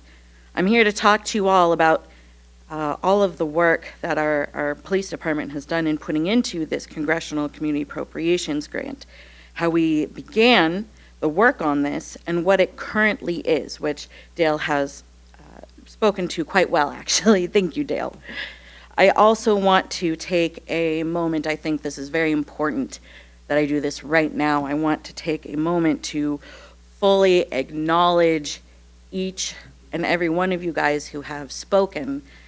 It took a lot of courage to speak your piece to all of us, very publicly. Not everyone is able to share those concerns, and they may have some fears, and I want to say thank you, each of you, for sharing what you have. All of you. I've heard that.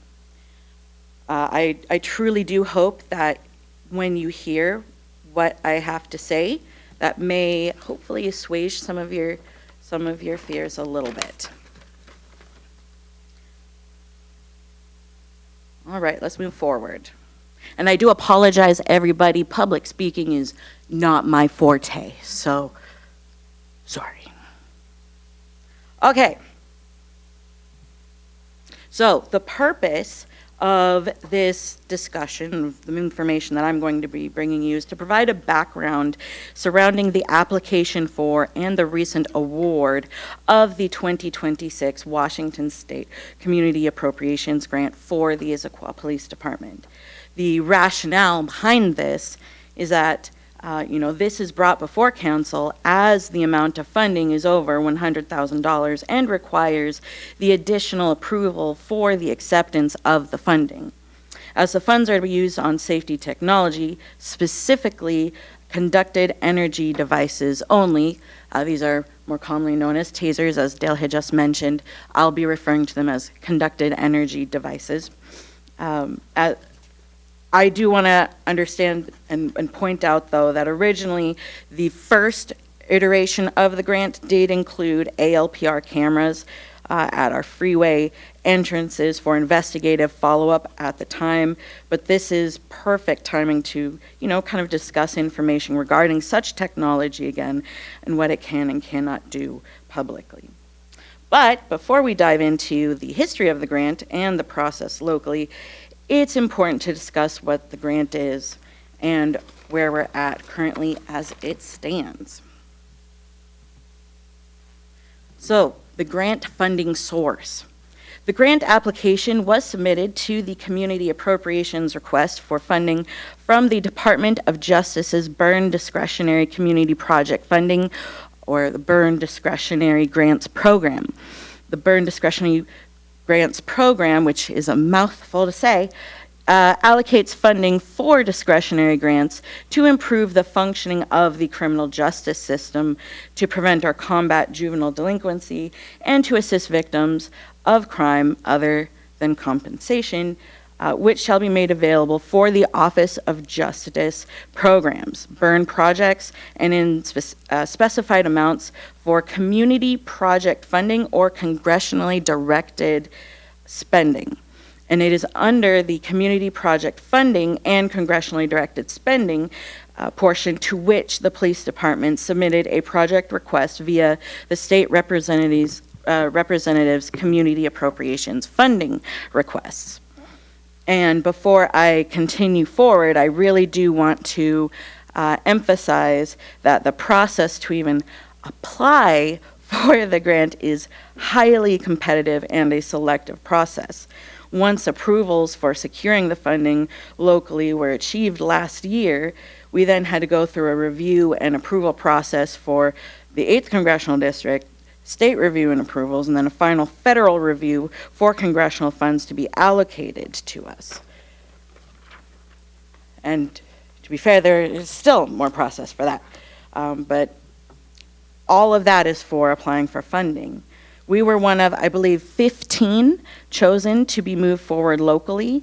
And I believe we're all aware that in the highly politicized atmosphere that is the federal landscape right now, honestly then and now, securing these funds was no small feat.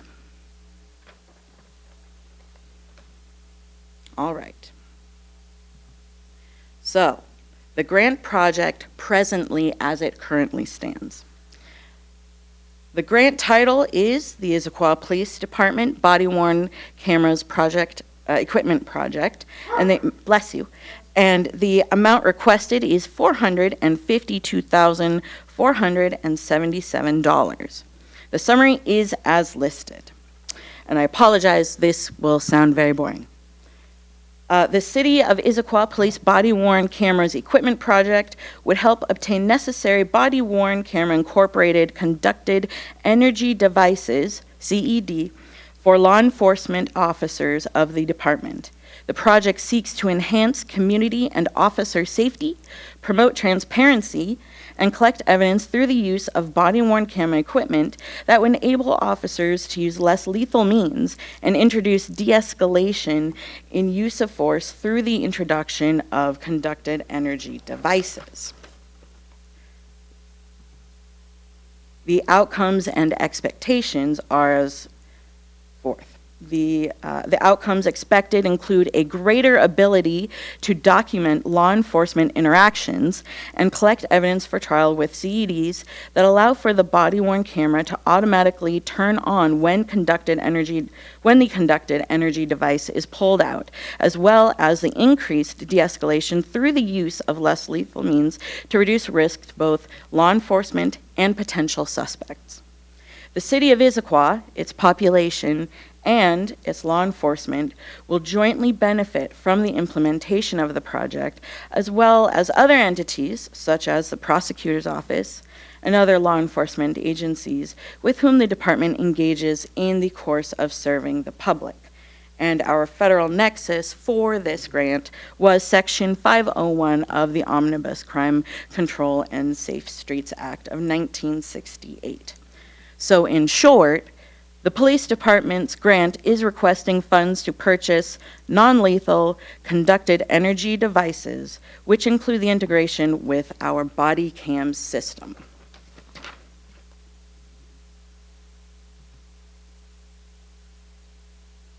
So now let's dive into, this is the whole timeline of what we're working with. So we'll dive into this process of the grant submission, starting at the very beginning.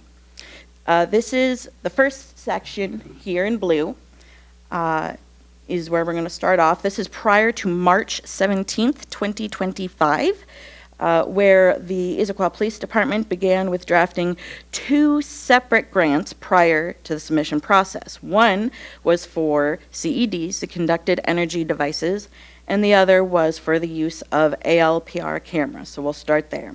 I also think this is where the most interest is, so to be respectful of my co-presenters here, we're going to start there. But I have one slide before I call on you guys. So the 2 separate grants. If I can hold just one second. Oh, sure. Councilmember Walsh. Yeah, can you go back a slide? Oh, yes.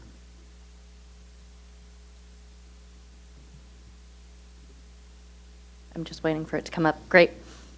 So this suggests that the city had a draft of 2 separate grants before coming to the city council in March of 2025 to seek approval for funding. Is that correct? That is correct. We never moved forward with the grants, and so that's why they never actually were submitted, because we didn't actually submit 2 separate grants.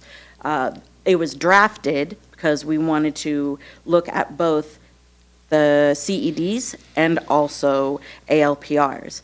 In the process, which I'll address in a couple of slides, so you'll hear it again there, we had actually received feedback from the panel with the 8th Congressional District, who suggested that after looking through justifications and everything, they really thought it made more sense to have only 1 grant combined. And then with that feedback, then we said, okay, let's work on this, and then let's bring this to City Council. So when that was brought to City Council on March 17th, 2025, or to the Services, Safety, and Parks Committee before that, was it ever mentioned to either of those groups that the city was seeking outside funding or grants for these areas? Yes. To my knowledge, it was. Okay. But I was that is not on the something- Services, Safety, and Parks Committee, but I was told that there was no funding for this, and that thus our approval of receiving that Services, Safety, and Parks report was going to result in no action. I don't know if there is any other, Deputy City Administrator, do you know if that was? Oh, sorry, you go ahead. You If go the grant was mentioned So I as a was going to possibility? say that before, and I apologize for interrupting, the video, and I re-reviewed the video from the first one, and we can go back, I can go fast forward to that slide if you'd like to. So there were 2 meetings. There was actually one in February, and then there was another on March 17th. And the meeting in February had noted that we did not actually, we didn't have the funding itself, but we could move forward for getting the funding. And then at the March 17th meeting is when everyone had gone through and voted for approval to do it, which was unanimous. Clarifying, that was a consent agenda vote, including several other areas. We were not voting specifically on accepting that or suggesting that we move forward. Deputy City Administrator. Thank you. We're going to have to go back and just make sure we review all of those meetings and understand exactly what the asks were. So it's difficult to reconstruct that timeline right here, but we're going to need a little bit of time just to make sure that we're providing council accurate information.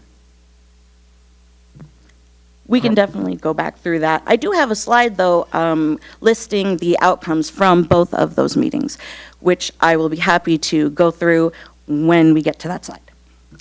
So, another question? Yes, Councilmember Yes. Nichols. Okay, my question, so you've got up here that this is a draft of 2 separate grants, and then the next slide, which is really what my question is on, so you can go one forward if you want. Yes, let's move forward. I guess, why are we discussing that it was 2 separate grants? Because what we'll be asked to vote on is a single grant, and that Yes. what we'll be asked to vote on is a single grant, and that single grant includes both of these items in it. No, it doesn't. The grant does. No. So the grant actually only has funds for the conducted energy devices. The I'm final sorry, grant. the grant application, let's be clear, the grant application includes both of these. It's not 2 separate grants, right? Because we are No, going. it is not 2 separate grants. So we are going to be asked to vote on a single grant. Yes. And that single grant includes both of these items. No. So, and that's something Were that they removed from my the next grant? slides. Yes, it was removed from the grant. So I know that sounds a little confusing. My next slides do address this. So that I have read this. explains I it. do want to be very clear. So Was it removed from the grant, or is it removed from the currently proposed purchase plan? That's an excellent question. I would say probably from the currently proposed. We did go back and discuss it with the panel, and they said that they were more than fine with just paying for the tasers. In fact, tasers, since I haven't gotten to the slides yet, I want it to be known the tasers actually, or the conducted energy devices, those account for 99% of the entire grant. So it is. Well, it is depending for- on how we decide to spend it. And the reason I'm asking this is it is important from a timing perspective. We will potentially have multiple votes about this topic and related topics, including council guardrails on it. So I want it Sure. to be very clear about what this grant, we have statements about what we would like to do with it. But for clarity, the grant did include both, and I think that's clear. Originally, the grant included both CEDs and ALPR cameras. Yes. And And I that's the will, grant we got. originally, yes. Okay. So, and then now it is just CEDs. Our proposal And is, then- we are voting on it, I want to be very clear. So Yes. we are voting on a grant that had both. So I'm gonna try to insist on the last word on that, unless it's, someone else wants to chime in and say that that's not true, that the grant does not include both. Councilmember Nichols, your interpretation is correct. The grant would allow us to purchase those things, but we get to make the decision on what we purchase at this point. Yes. And the thought was tasers or conducted energy devices. The police department, I would like to move forward with this very clearly. We really need conducted energy devices, and that is a priority. And in the rest of the slides, I'm hoping that that will be very clear. Okay, so really quickly, quick summary on the two separate so that it's what you see here for full disclosure, because we're trying to be transparent of what this actual process included. This is where we started. Originally, the police department had two forms of public safety technology, both serving very different purposes that would benefit the community, that we wanted to explore funding options for, CEDs and ALPRs. The grant itself included all forms of public safety technology, and so we originally wanted to submit them separately. As will be mentioned later, it was suggested during the submission process that we combine both into one, as both were considered worthy in our justifications. This here is a high-level review of both, but we have asked a few subject matter experts to come and take a moment to share information regarding both subjects a bit more in depth with you. For the CEDs, we requested Axon Taser 10s to cover all current patrol and correctional officers on staff. Presently, we have outdated CEDs that cover only patrol staffing levels from over a decade ago.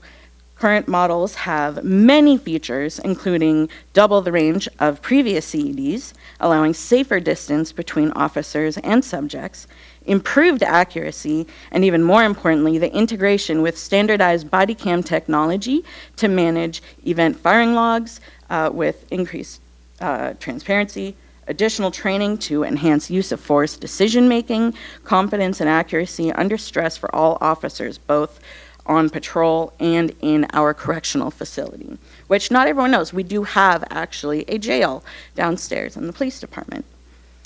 And this is a huge benefit to both the safety of our officers and to the community we interact with. Additionally, the use of body-worn camera CEDs allows for greater transparency in our interactions with the community. The ability to record incidents as they unfold provides an unbiased account of events, helping to resolve disputes and build public trust in law enforcement procedures.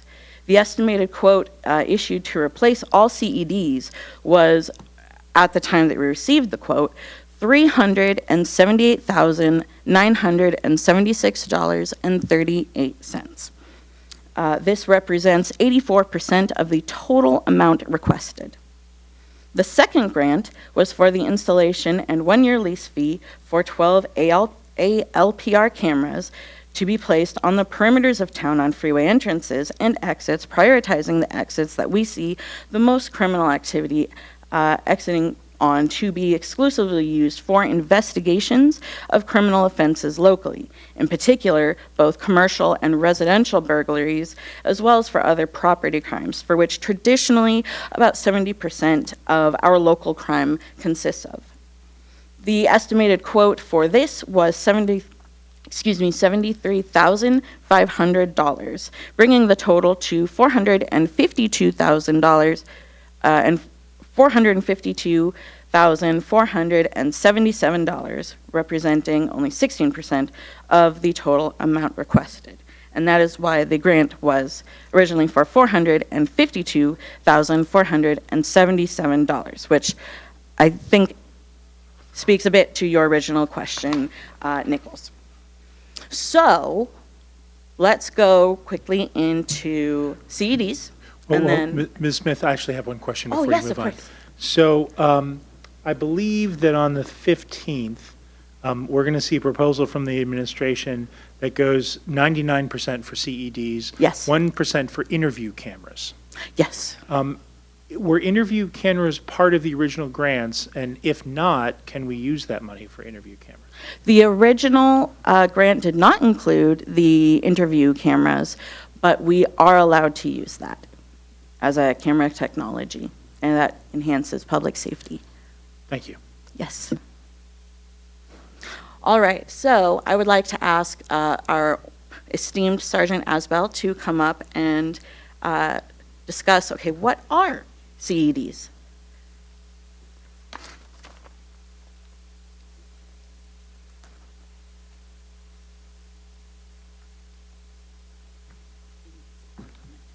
Sergeant, thank you for joining us this evening. Hi, members of the council, members of the community, thank you for the opportunity to come and talk to you today. I do just want to take a brief moment. Thank you for being engaged in the community and being willing to come and speak. Worked here for 18 years. A lot of you spoke passionately, which I deeply appreciate, and a lot of you also expressed your trust in our local police department. That is what makes our police department successful and makes our community successful. So I just wanted to take a minute to express my appreciation for that. So I'm here to talk about tasers, CEDs, or CEWs. I'm going to refer to them as tasers because it's the easiest for it to come out of my mouth. So like I said, I've worked here for 18 years. We have had tasers since I started. We started with the X26, which is the model prior to the one that we have currently. And it's out of commission, it's not used anymore. The CEDs, they're used by us, they're a less lethal tool that we use to subdue potentially dangerous individuals, and provides us basically the opportunity to use something other than what would potentially be lethal force. Just briefly about kind of how it actually works. So if we draw our taser weapon, we'll arm it. And then if you pull the trigger, it sends two probes out. So the way our X2s work, basically the top probe will go out and the bottom probe will come out at an angle that is slightly lower. It's a fixed distance between the two probes as they come out that gets larger as it goes further away.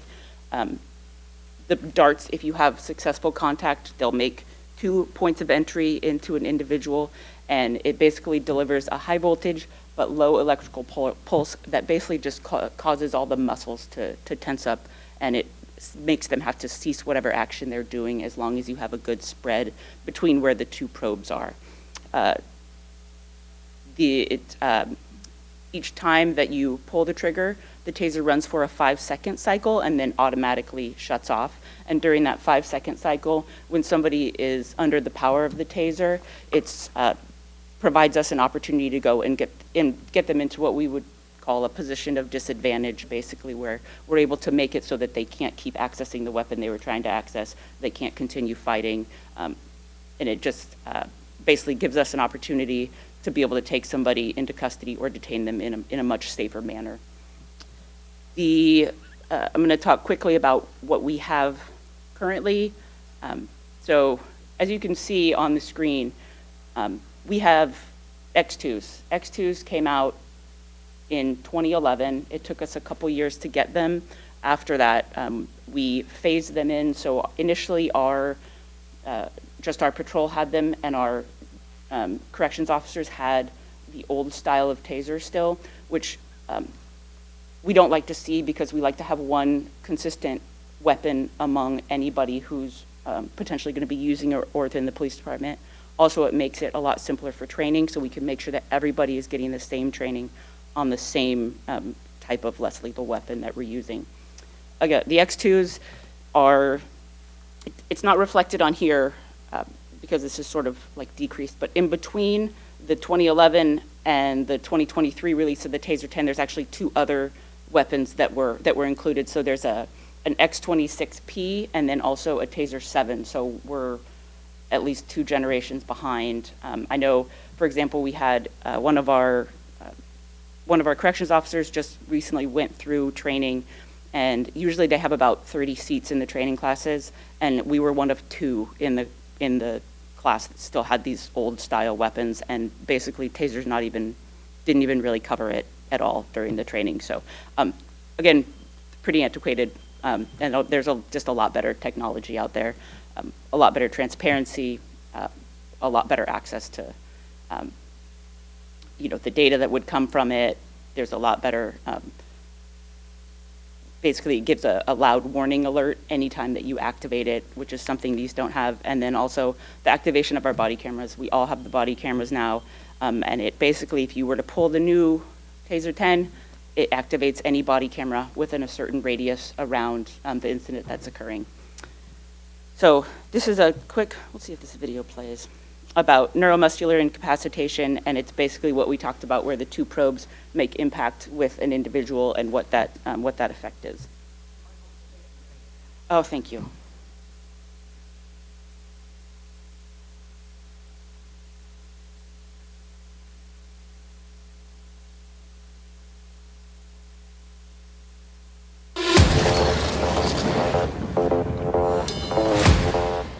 If you've read about taser technology, no doubt you've come across these 3 letters, NMI. NMI stands for neuromuscular incapacitation. NMI is simple. Basically, we send a signal to your muscles telling them to flex. This is the same technology you see in off-the-shelf muscle stimulators used for rehab and muscle therapy. Everyone has electric signals that travel throughout their nervous system. It connects all the sensors in your body, your eyes, your ears, your nose, the touch sensors in your skin. And all these signals are converted to electric signals sent through your nerves up into your brain. It's an insanely complex symphony, and your brain is the conductor, moving all elements of your body with these electrical impulses.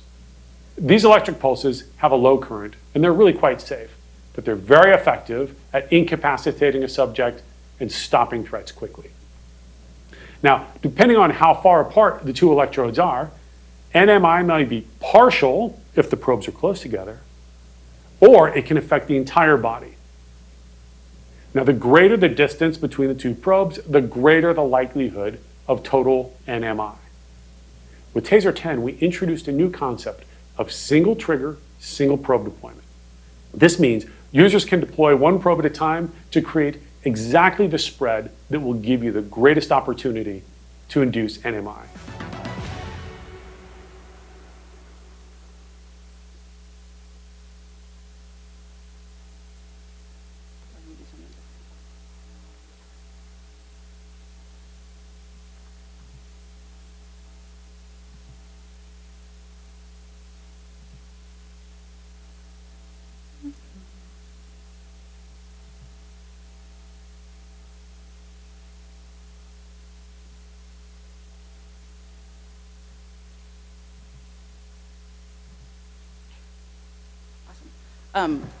So as you saw in the video, the Taser 10s, they have 10 cartridges in there, and it allows us to fire probes and target them specifically, which is great because basically for it to be impactful, we need that spread distance on an individual so that it actually gets the neuromuscular incapacitation as opposed to just something localized where it might just impact the small area where it's affected. And then also the other big difference for us is the 45-foot range, that it just allows us a less lethal option at a further distance 25 feet is not that far away. And also, since the probes that come out on our current tasers are fixed, it's really easy to miss, because as the spread gets larger and larger, you can't control that bottom probe. And if we have the Taser 10s, it just allows us for a lot more accuracy and for use in situations that we would potentially not have access to a less lethal tool, and we would only have access to a lethal weapon, and it just provides another safer tool for our community and also for the officers. It's fully integrated with Axon Evidence, which is what we have for our body cameras. In terms of usage at the police department, I just looked it up today. In the last 5 years, we've had 12 Taser deployments, and then in the last 3 years, we've had about 7, so we're just averaging about just over 2 per year. And I've been tased, it hurts, it's unfortunate for the 5 seconds, and then you feel okay afterwards. I've watched numerous people get tased in training. It hurts, but I would take that over pepper spray or any other less lethal tool in a heartbeat. And it's a lot safer for our officers, and it's a lot safer for the community. And having the new technology with the Taser 10s will allow for more transparency, and it'll keep our officers safer, and it'll keep our community safer. And the X2s that we have are at the end of their life, and we will need to replace them in the very near future, one way or another. So that's all I have. Again, thank you for your time and consideration of this issue. Councilmember Adair. In terms of the volume, I mean, I was trying to figure out a question in terms of like, how many are you getting for how many officers in terms of? One per officer. Oh, good question. Yeah, so one single, we carry them, like each officer would carry one on their person, and then each of our corrections officers would have one as well. And then we would need some spares. So I would say, a certain number of spares. Sometimes if one goes down, you have to send it back. Okay, so this plan covers enough for all of the officers currently that you have? Okay. Yes. Councilmember Boyd. Does it cover, I don't know if we have vacancies, would it cover any, like all officers currently assigned, plus if there are vacancies, are you? Yes. Okay. Yeah, all of the allotted spots that we have filled or not, it would have enough for all of them. Okay, Yes. thank you. I Thank have you. a few more questions. Does the current Taser certification the officers have, would it still be, if we get these upgraded ones, would they have to undergo training again to use them, or it's covered by the current certification? Yeah, great question. The Taser instructor certification covers all of the Taser models, and then internally as an agency, our instructors would conduct the transition course to move from the X2s to the Taser 10s. So there would be a training process internally within there, especially just because of how different the two tools are, that it would be a robust transition process for everyone to get really comfortable. Can I ask a specific question within that? Would you Yes. have to undergo being tasered again? Say that one more Would time. you have to undergo being tasered again in order to get the new model? No, and thank you for asking. Just wanted to. Thanks for actually ask checking. that. And I had one more question about the interaction with the body cams. If you are coming to a scene and you just out of instinct, you turn your camera on, and if a taser is being deployed in that instance, what is the interaction? If you already have your camera on and does it then undo that? Okay. No. Okay. No, it would just be if your camera was Wasn't off, on. or if somebody in the kind of like around the vicinity, I don't remember exactly what the space is, but it activates all of them. Okay. Thank you. Yeah, thank you. Councilmember Boyd, I love the idea of questions that presuppose we get to our full staff of uniformed officers. Those are always great questions to have. Hope springs eternal. Other questions for Sergeant Aspel? Nope. Thank you so much. Thank you.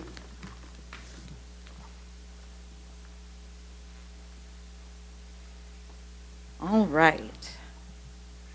So, for the second speaking point, I am asking Commander Bava with the Kent Police Department to come up and speak to how they are utilizing ALPR.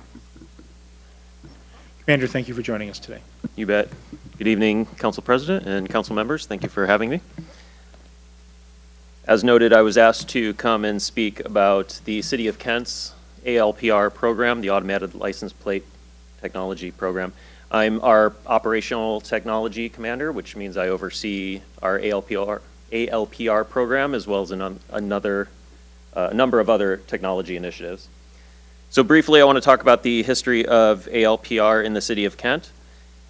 We began using mobile ALPR technology in Kent in 2008. These were cameras that were affixed to patrol cars, and they were primarily used to look for stolen vehicles. Not listed on this slide is that we added stationary automated traffic safety cameras in 2013. Many people know these as red light cameras or school zone speed cameras, but they are using ALPR technology. Those were authorized by the state legislature in 2005, so we've had those for about 20 years in our state, and the City of Kent began using those in 2013. In 2023, we added stationary ALPR cameras that are not used for enforcement in terms of tickets.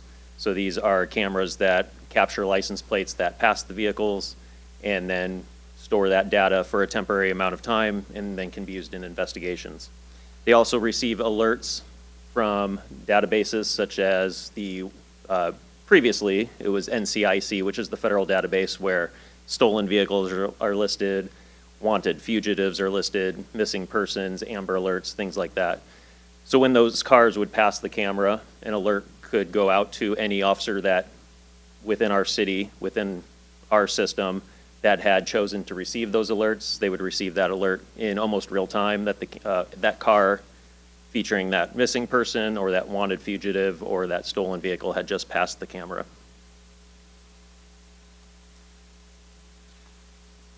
So some of the differences that we implemented in 2023 was the deployment plan. So previously I mentioned we used mobile ALPR cameras on patrol cars, and then we added stationary cameras. So the deployment plan that really changed things for us was installing them at entrances to the city primarily, along with a couple that were on some of our highest traffic volume roadways. This allowed the city to have a good awareness of cars that were coming into the city and passing those cameras at all our major entrances to the city.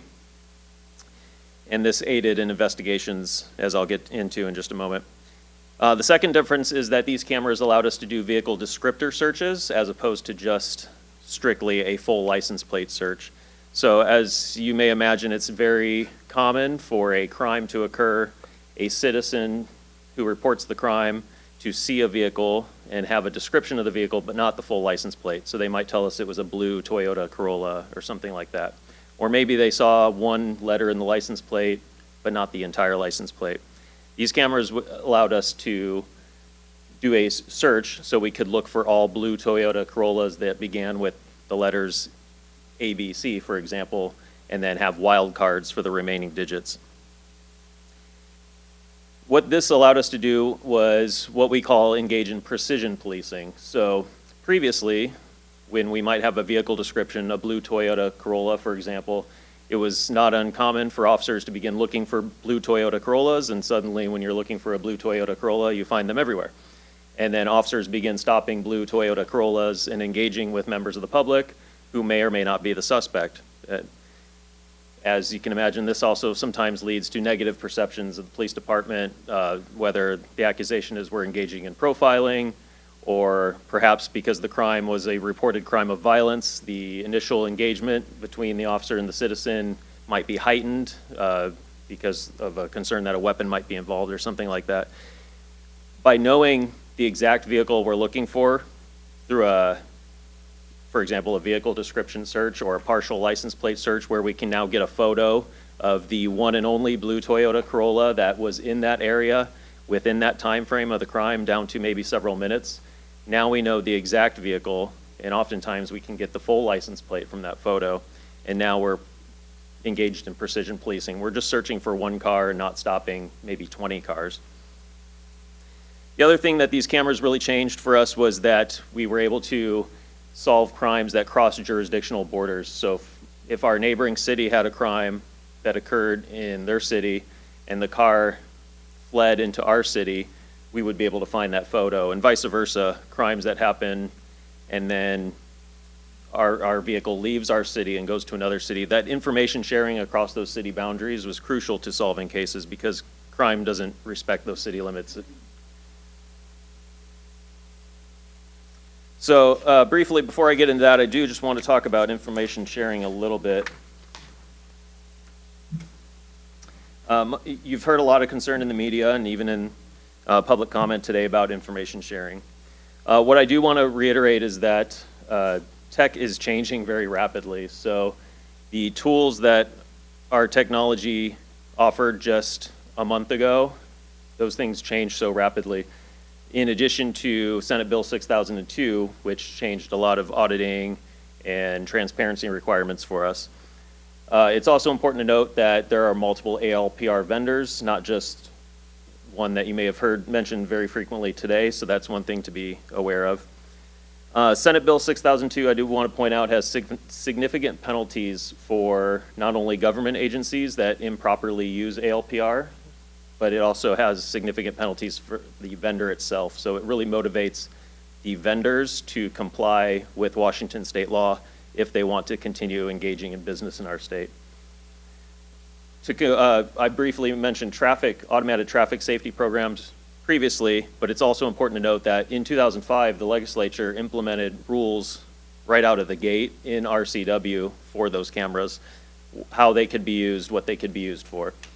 We didn't have that in our state for the last 10 years or so for ALPRs, or I'm sorry, the last 20 years or so, since we've seen that technology used in our state, but now we do through Senate Bill 6002.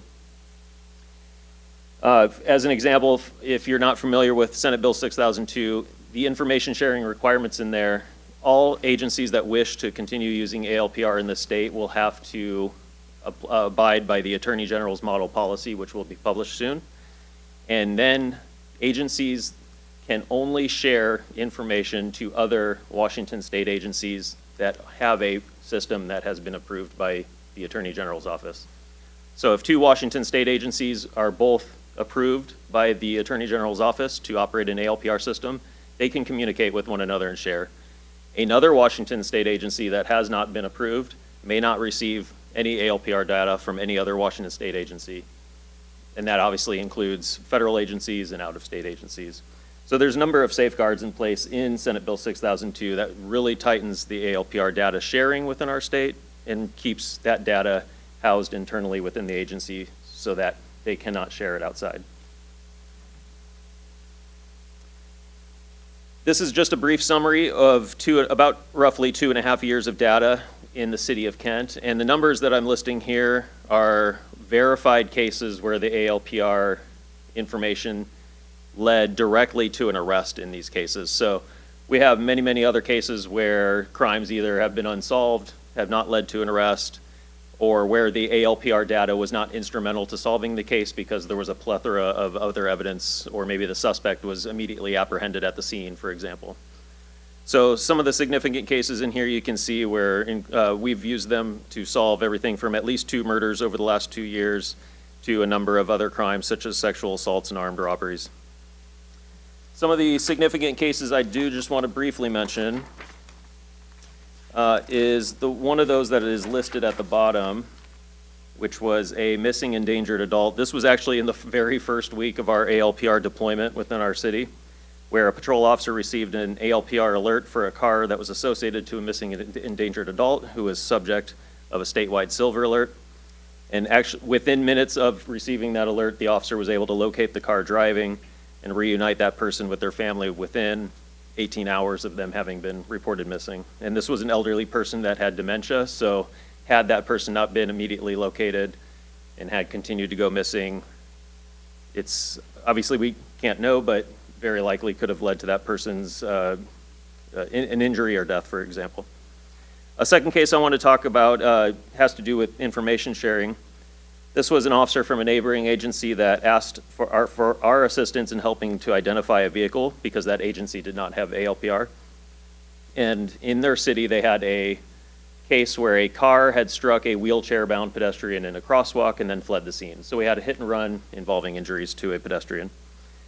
A search of our ALPR cameras found multiple photos of the same make and model vehicle, and only one that had the very distinctive characteristics of this vehicle. So they did not have a license plate. They only had a description of the vehicle with very distinct characteristics. We found hundreds of photos of various makes and models of that same vehicle in color, but only one that actually had the unique roof racks and the aftermarket hubcaps and some of the other distinctive characteristics. So we were able to get them a license plate within hours of this crime having occurred. Traditional police work might have involved them getting a statewide list of all the makes and models of that vehicle that maybe were in the county or in the region, and then having to visit each of those registered owners' homes to look at the vehicle and try to determine if it was the one that matched the description that they had, and also a blurry surveillance video that they had. And then the last case I want to talk about was a fleeing fugitive from another jurisdiction that was wanted for sexual assault, had fled. He was on the run. He was thought to possibly have ties to our city. A detective conducted an ALPR search for that fugitive's car and located multiple photos that showed it driving around in our city. I believe it was a sex crime against children. Detectives were able to locate that suspect and make an arrest very quickly based on that information provided by another agency, and we were able to now determine that this person on the run for this crime was now freely driving around our city. So that's a very brief overview of how we have used ALPRs in our city, and I'm happy to take any questions that you may have. Councilmember Adair. I have a couple questions, kind of somewhat related. So we heard a comment a while back during this discussion of someone bringing up about, SB 6002, and that the requirements in it were contractual versus architectural, and that it's you have to abide by these rules, but there's nothing in the system that requires it. And I'm curious, with you having the system, how are you dealing with that to make sure you are following these rules, or they aren't accidental shares, or someone just decides to do it on, an officer just decides to do it on their own when their friend at another precinct calls them? How are you handling that, since the system itself has been a lot of what the issues have been brought up of the trust in the system, not necessarily the officers? Sure, that's a great question, thank you, and something I intended to touch on and spaced on it.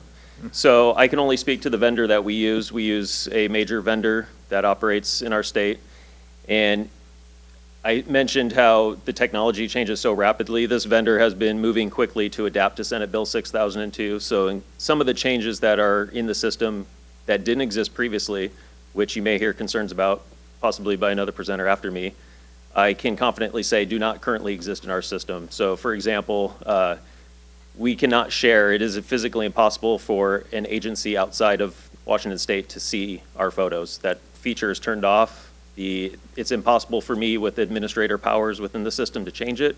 I have no power to do that.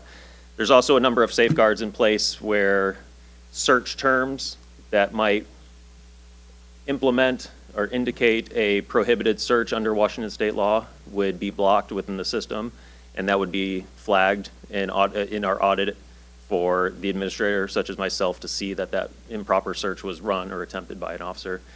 Every search has to be now tied to a police case number with the specific crime type listed, so it cannot be a general vague term or lacking a case number, for example. And that data is now restricted down to 21 days to comply with RCW. I'll also add that the audits now are fairly transparent with officer's name, the exact time they searched, what exactly they searched for, the case number, the crime type. And in compliance with RCW, we will be collecting all those audits. We'll be publishing an annual report that shows each and every search that our officer ran, what it was run for, what they did with the data after they ran it. If they shared it to another agency, what agency was that? And then if they downloaded it, that will be noted too. So almost any action that the officer takes with ALPR data will now be reflected in our annual report, published online and also submitted to the legislature. Is your system, since it is, you say it's a different system than ones that I often hear about, is it still cloud-based, and this, while this is how you access the data, does the data actually exist elsewhere outside of Kent, basically? So again, another great question. Contractually, our contract with this company requires them to be housed, all the data to be housed within the United States. It cannot be housed outside the United States, as well as a number of technical safeguards. I'm not techie enough to understand it, but our IT department weighed in on that contract to list exact encryption requirements that that company has to abide by, how they store our data. And also to reiterate that the data belongs to the city. It is not the vendor's data. They have no power to do anything with that data absent our consent, which, again, under RCW, they would not be allowed to do anyways. Okay, and my last thing was, which may be beyond you because this might go into city policy stuff. So you mentioned how there are penalties for failure to follow this thing.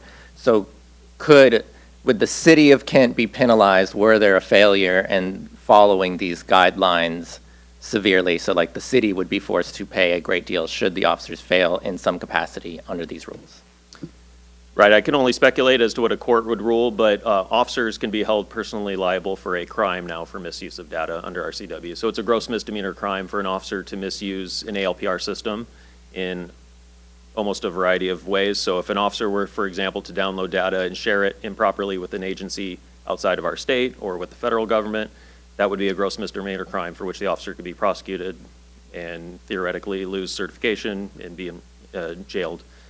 There's also penalties for the vendors themselves. It would be a violation, I believe it's of the Consumer Protection Act, where the Attorney General could then open a suit against the vendor for violation of Washington state law and subject them to civil penalties. Councilmember Nichols. Thank you. I just wanted to clarify one thing you said. You said that it's physically impossible to share data with entities that you have not granted access to.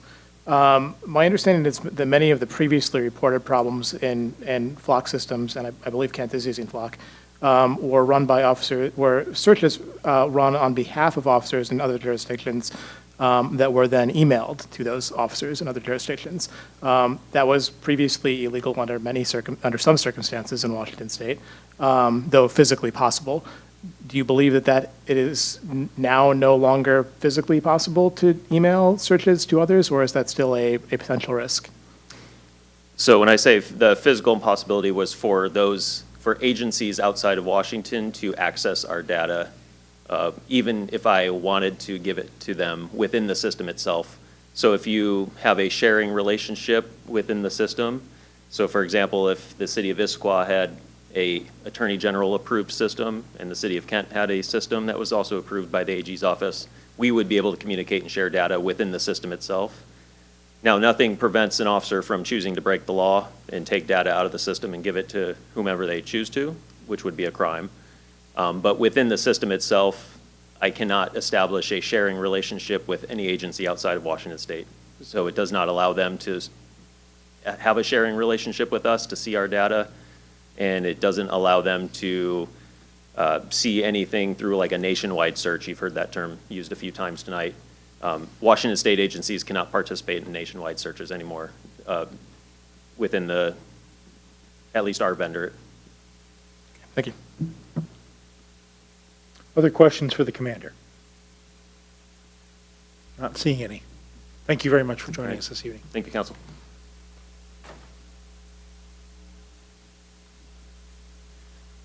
All right. So now that we know a little bit more about CEDs and ALPRs, let's move forward in the process. So following, make sure my slide moves forward. All right, so following the request to see if we could possibly procure funding, the police department was informed we need to go to city council to share the justifications and information about such. So in the beginning, on the February 25th, 2025, staff sought input from the Services, Safety, and Parks Committee, SSP, regarding purchasing ALPR cameras as a supplement to aid law enforcement in keeping citizens safe. No public comment was received at this meeting, and per the minutes, committee members were generally in favor of this of the proposed camera system and urged staff to be sensitive regarding potential privacy issues. Some of the similar things that were mentioned earlier. It was already noted at the meeting that there would be no access granted to these resources, and we were not going to be using them for tracking or surveillance, and there's no biometric tracking features. and that we would also be working with legal and appropriate data management procedures. The committee recommended the staff move forward with developing a purchase and implementation plan, and there was discussion as to whether this item needed to go before full council for approval, and it was subsequently decided at that meeting to bring the item to the March 17th, 2025 regular council meeting. On March 17th, 2025, the item was placed on the consent calendar and approved unanimously. The agenda bill informed the community that community engagement occurred previously, and that this proposal was developed after multiple discussions with local homeowners associations and businesses.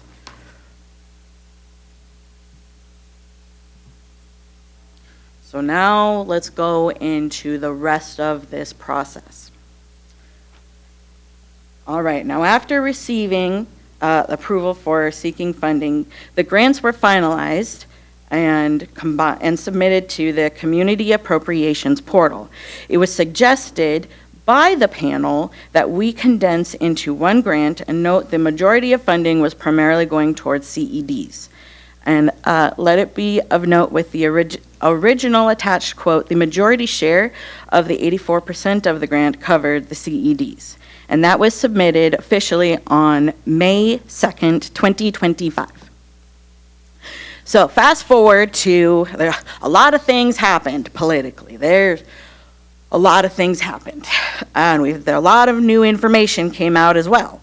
And so fast forward to January 8th of this year, we received notice of the award of the grant funding. Originally, it was thought that we would receive notice earlier, but it's hard moving Congress fast. So there's that. We received notice of award of the grant funding on the 8th of January this year. But however, in that time period, there were concerns raised on ALPR data access and privacy rights that came up, and honestly, understandably so. The Issaquah Police Department takes the public safety and privacy protections extremely seriously, and we made sure we were in full compliance of this new law. And as it turns out, we do not have any ALPR cameras of our own, but the very first iteration of the grant had asked for access to them. And so the department decided, with guidance from our newly elected mayor, Mark Mullet, to evaluate what were the most important priorities for our public safety at this present time.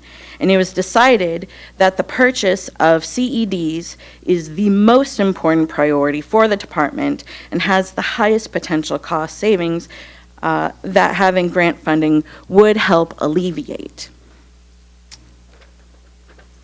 Also in that time period, I just want to make note, then State Bill 6002 was introduced to Washington Senate in regard, excuse me,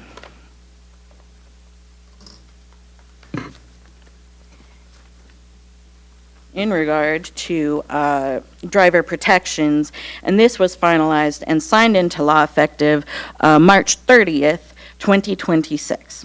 And with this bill, there are many things with this bill, but commonly used companies for ALPRs would need to ensure driver information protections from federal access, as well as from jurisdictions with differing legal policies, among other protections.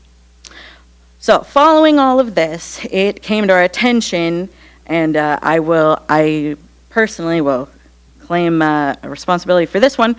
It came to our attention that the original CED quote used for the grant was now outdated and needed updating for the new year, if we were even going to consider making our purchase of new CEDs.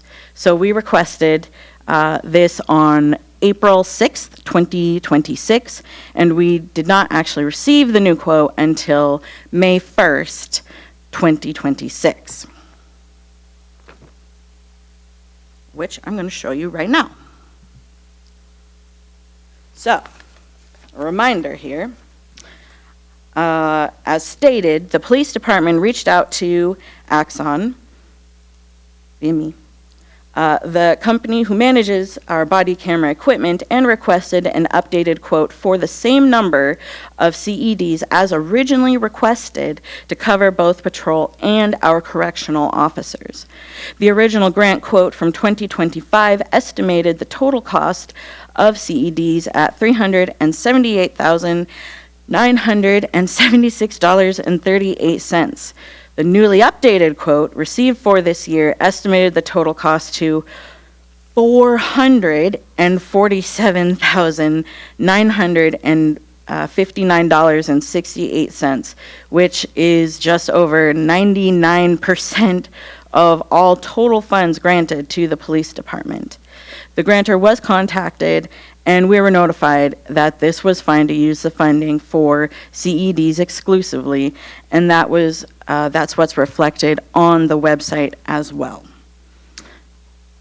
There is, now I say 99%, so there is $4,517.32 that is left over, and that money will go towards updating the interview room camera system in the police department.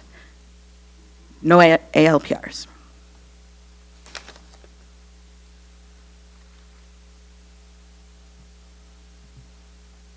So our proposal, timing, and next steps. So our proposal, right now we have no actions presently, and we are asking council to consider benefits of approval of the grant funding for conducted energy devices.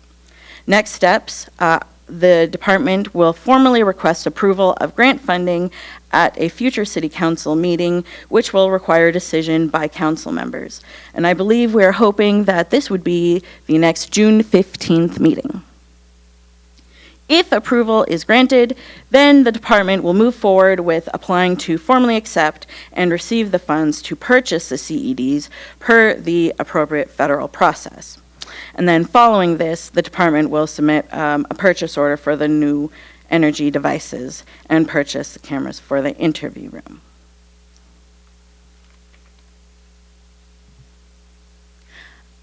And that's it, actually. Any questions? So just process at this point, we're still going to hear from Mr. Neff before we move to public comment and deliberation, but I want to ask if anybody has any questions for Ms. Smith at this point. Councilmember Adair. I believe this would be covered. I'm just going to ask it so it's very clear, because there was a noted earlier that this was brought to council originally because it was 100,000 or more, and thus it needed our approval to proceed. And in the original quote, ALPR were 78,000. So just to confirm, there's not a secondary grant request or purchase request for ALPRs, even though it would be under the threshold to require our approval. That's correct.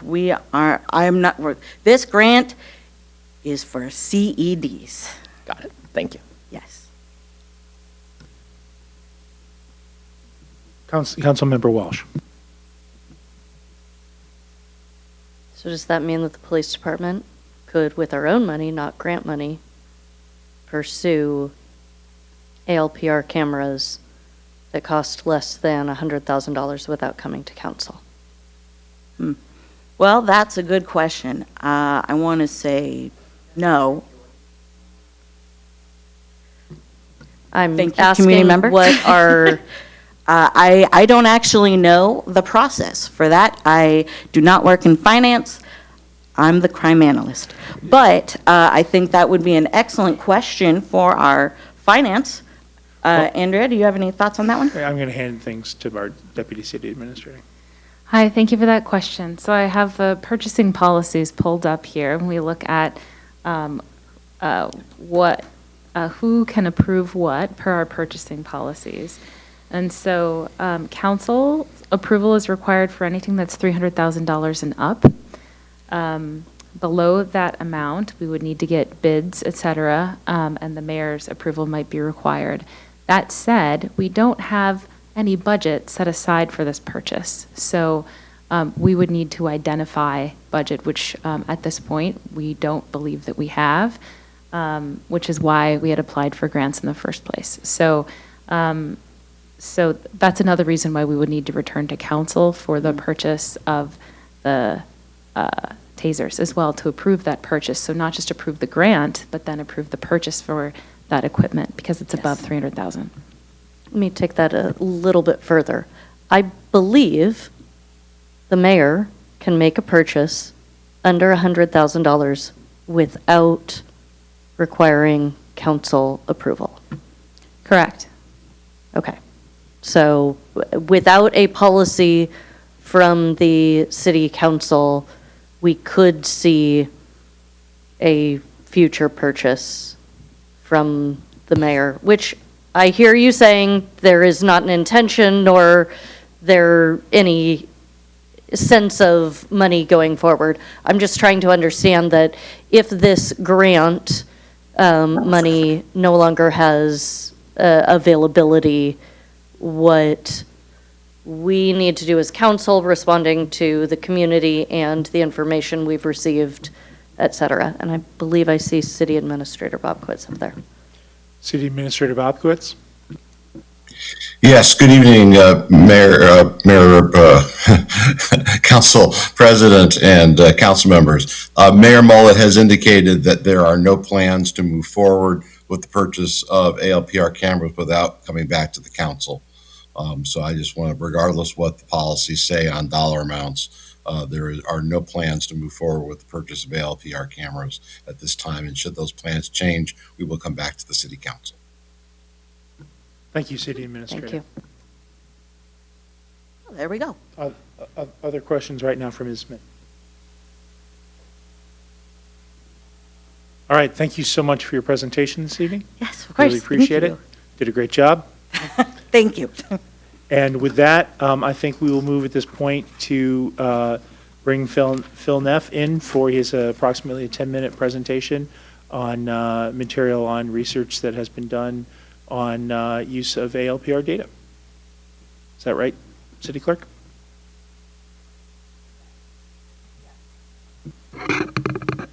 Hello, can you hear me? Yes, we can. Welcome. Thank Hi, you for thank joining you. us this Yes. evening. And freshly back from a long plane flight, so appreciate you being here this evening. Yeah, thank you. So I'll try to make this brief, not take up a lot of your time, and then allow room for questions. So you can move to the next slide. My name is Phil Neff. I'm the research coordinator at the University of Washington Center for Human Rights in Seattle. Our center was established by initiative of the Washington State Legislature in 2009, and our mission is to inform the public and policymakers about issues relating to human rights and to advance real-world change for human rights in partnership with community groups, both locally and globally. So you can move to the next slide, please. We did a first report about ALPR use in Washington State in 2022. That report was titled "Who's Watching Washington?"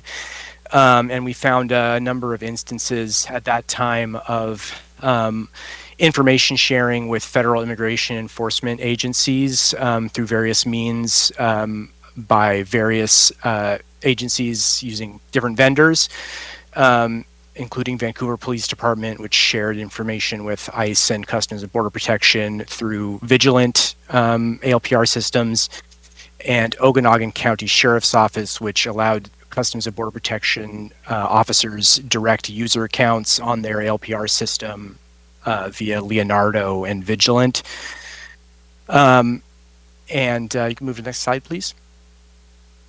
We revisited this topic last year with a focus on flock systems, because those had become by far the most common system used in Washington State during the intervening few years, with reportedly more than 80 public agencies in Washington State using flock ALPR cameras, although there's no definitive listing of the agencies which use those. And so our full report is available on our website and via the short URL on that slide. You can move to the next slide, please. The information that we analyzed through that report was primarily Flock's audit records, 3 specific types of audit records provided by the system, including a shared networks report, which lists all the networks with which agencies have authorized sharing of their data with.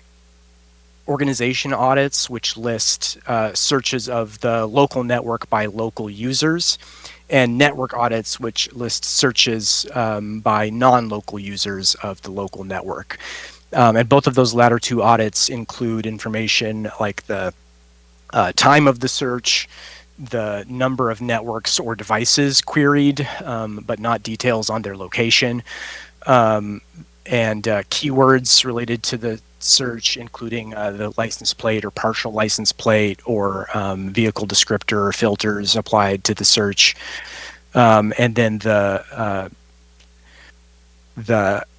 agency or officer responsible for the search, and a reason for the search. You can move to the, I should actually state there, a number of agencies declined to release those audits to us under Washington State Public Record Act, including the city of Cedar-Woolley denied requests for both organizational and network audits, and then the cities of Arlington, Everett, Kent, Medina, and Tukwila denied our requests for the network audits, stating that they had never reviewed those audits and therefore they did not constitute public records. So we weren't able to gather full information about a number of jurisdictions.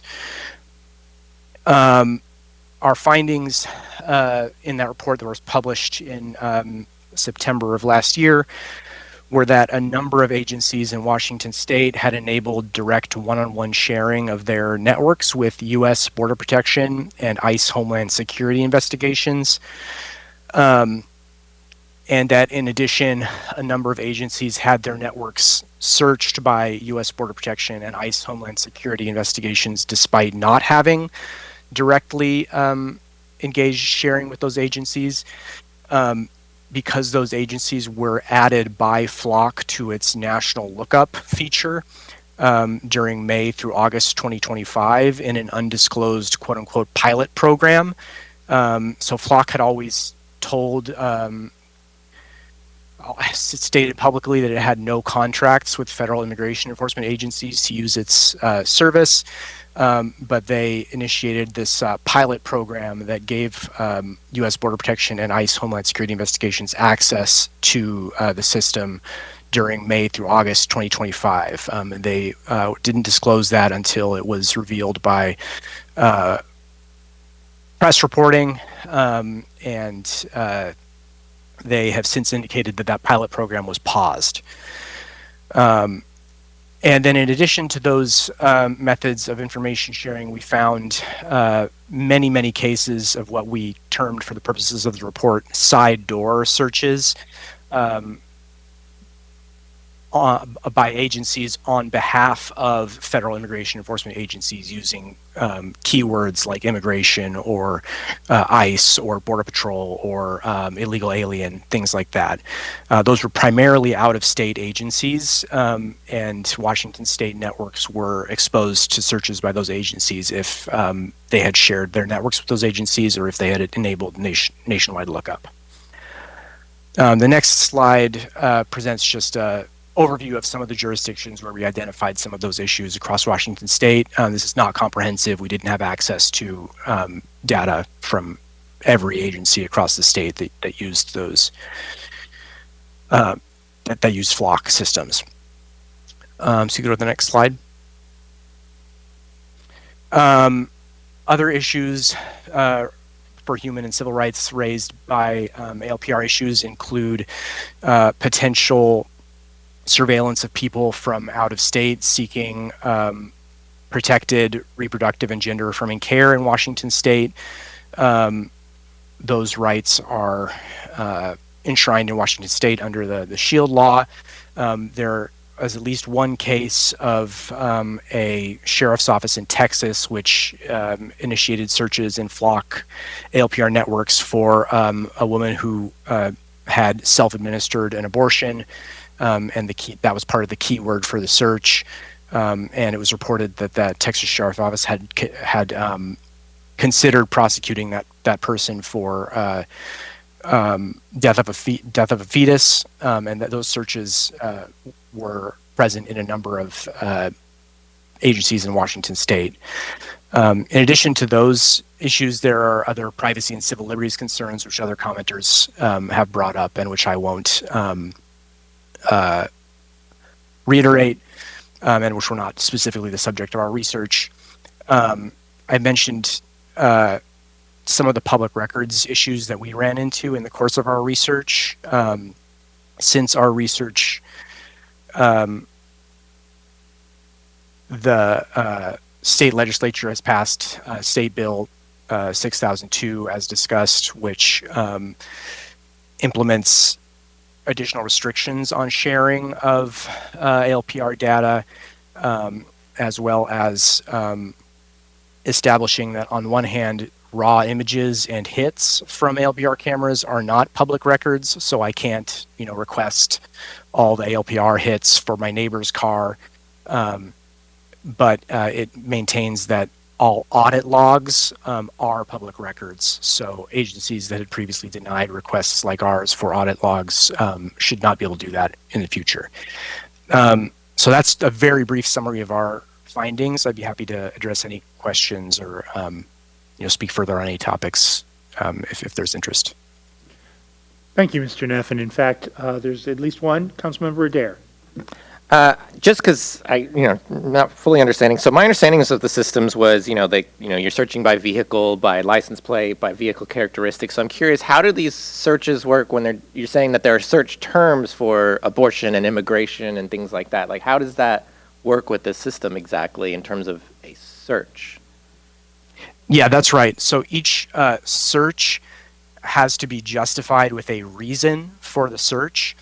And it's just a single field in the system or the audit, and it's a free text field. So by far the most common reason input there is investigation, which as an independent auditor gives you absolutely zero, context for the purpose of the search.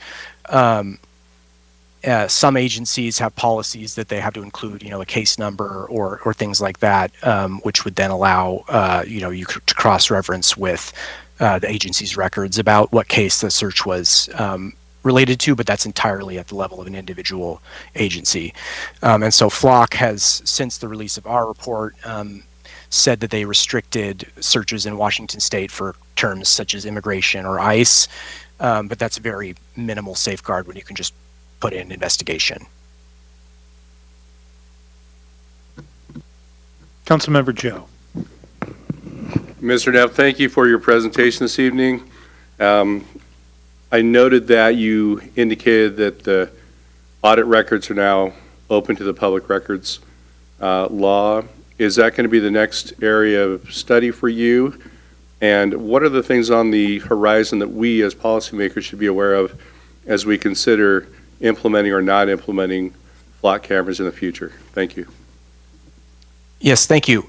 I do imagine that our center will probably revisit this topic. We're giving it a little bit of time to let the implementation of the law take effect and for the Attorney General Office's model policies to come out. For example, we had done some additional research for audit records from early 2026, and those showed that those did not contradict FLOC's statement that U.S. Border Patrol and ICE HSI no longer had access to networks. We didn't find any evidence of ongoing access by those agencies in the more recent audits we reviewed.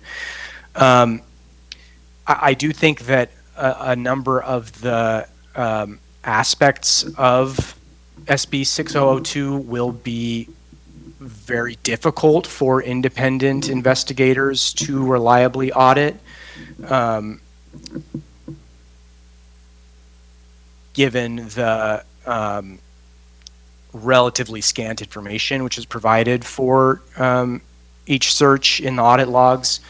And so there would need to be I think, significant role for other public entities with oversight over agencies that use LPRs. I hope it won't be only our center doing that oversight. Thank you, Mr. Neff. You've given us a lot to think about. Councilmember Nichols. Briefly on the absence of findings for the first few months of the year in terms of data showing searches deliberately done by Washington state law enforcement agencies on behalf of federal entities. Would there have been any way for you to know if they had, given that they are now restricted from entering terms like immigration, et cetera? How would you have actually figured out if they were? Versus, this is a absence of evidence is not evidence of absence type of question. I think I'm misquoting that, but you're getting the basic points. Like, how would you know? That's right, and I should qualify what I said was we did not see direct access by U.S. Border Patrol or ICE HSI to the networks. So searches of the networks identified as being directly by those agencies. We did not see further evidence of that. We didn't have the wherewithal to search for any possible searches on behalf of those agencies.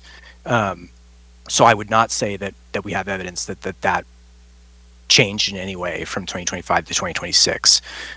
We did continue to see searches by out-of-state law enforcement agencies on behalf, seemingly on behalf of immigration enforcement agencies, based on some of the reason keywords in the searches. Other questions for Mr. Neff? Well, Mr. Neff, thank you again very much for being with us this evening. We really appreciate it. Yeah, thank you. You're welcome. So with that, we are at the point where I will ask Dale Markey Crimp if we have completed the informational section on this item, and if we are ready to move to deliberation, given that we're not taking any action this evening. Yes, that concludes the presentations. Great, thank you. So this is the point where I will offer up public comment again.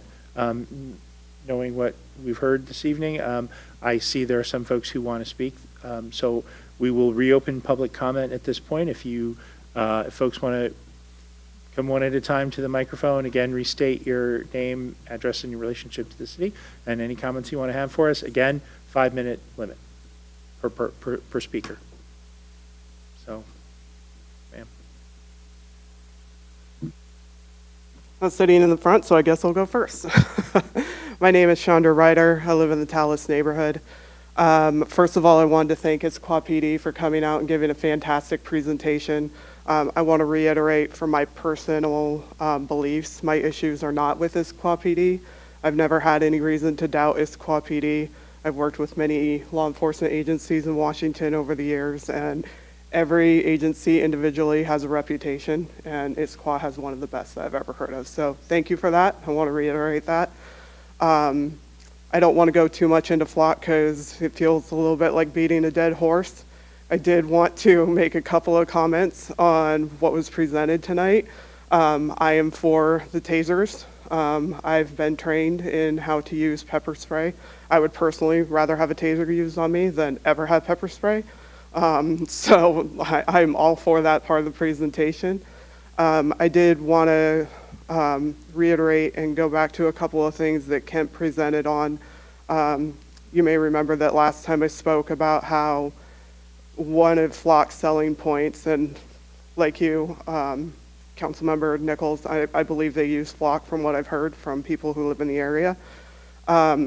Something that he mentioned was that he's an administrator, so he has administrator access, and he commented on IT having input.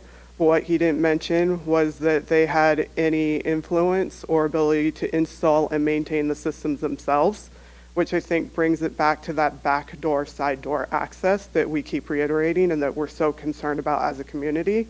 We're not concerned about our local police officers in Issaquah misusing or abusing these systems. We're concerned about federal agencies improperly accessing these. And SB 6002, it was a great start. We were very excited when this bill came out. A lot of us supported it, including our local senator, Victoria Hunt.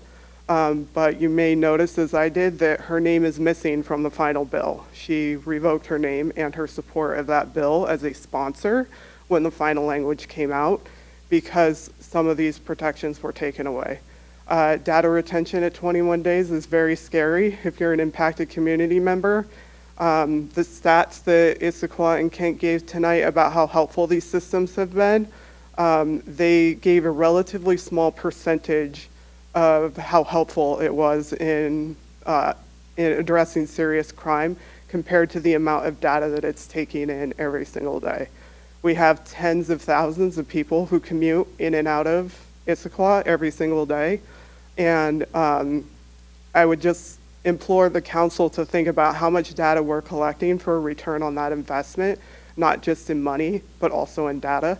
One of the other things that I noted when Kent was presenting is they said that their contract is to keep data within the US. Well, as we know in our current climate, that's a very scary thing. Having Flock is a Georgia-based company. A lot of their data centers are based in Georgia and Arizona. I personally don't want my data going anywhere near those two states. So for me as a Washingtonian, me as a progressive, I am concerned about where that data is going. So I would implore you guys to consider releasing a city ordinance before you vote on this grant.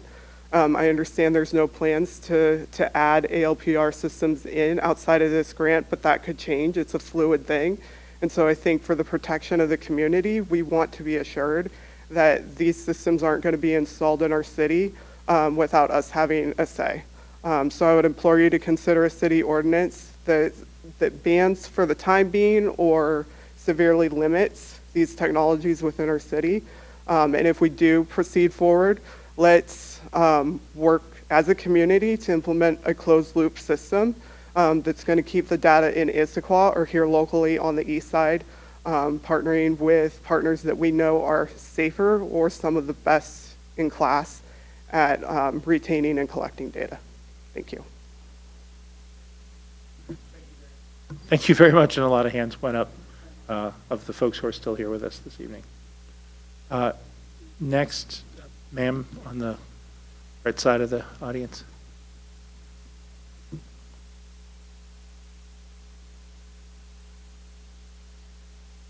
My name is Janice Matilda Smith. I have grown up in Issaquah.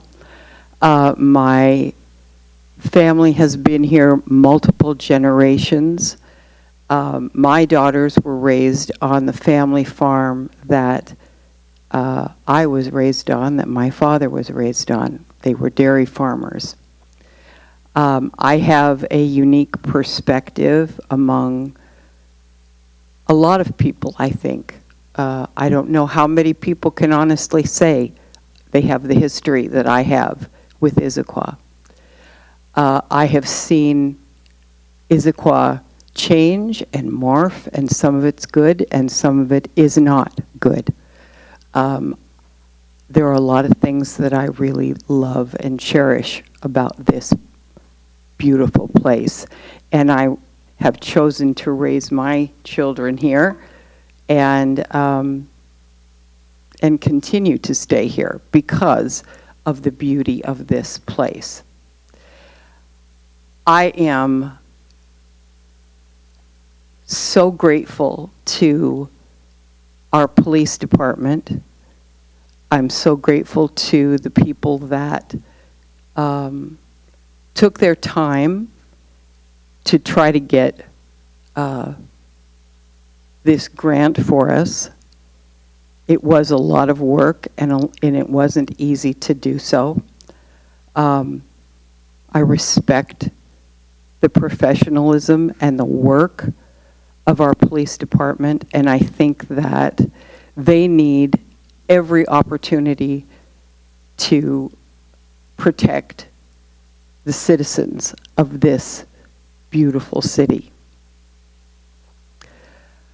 I'm fully supportive of getting them new equipment, whatever that may be. What we're talking about, tasers tonight, fully support that. I've also heard, I'm not 100% sure why we're talking about the flock system when that isn't part of the grant, but if we're just talking about it because in the eventuality that it should happen, yes, I agree with the people that have said not supportive of having that system where data is uncontrolled and accessible by other entities that are not in the Issaquah system. But I've also seen a lot more crime. I was shopping and I was at Sephora and I had people coming and they were shoplifting right in front of me. I was arm's length away from the guy, putting stuff into his bag. Like, shocking to me. What kind of a place, honestly, what is happening? So if it takes putting up some cameras, I'm okay with that. I'm okay because it makes my family safer. I want our children safe. I want our children to feel safe. Anyway, that's about all I have to say. Thank you for hearing me out. Thank you very much. Would anyone else like to speak this evening?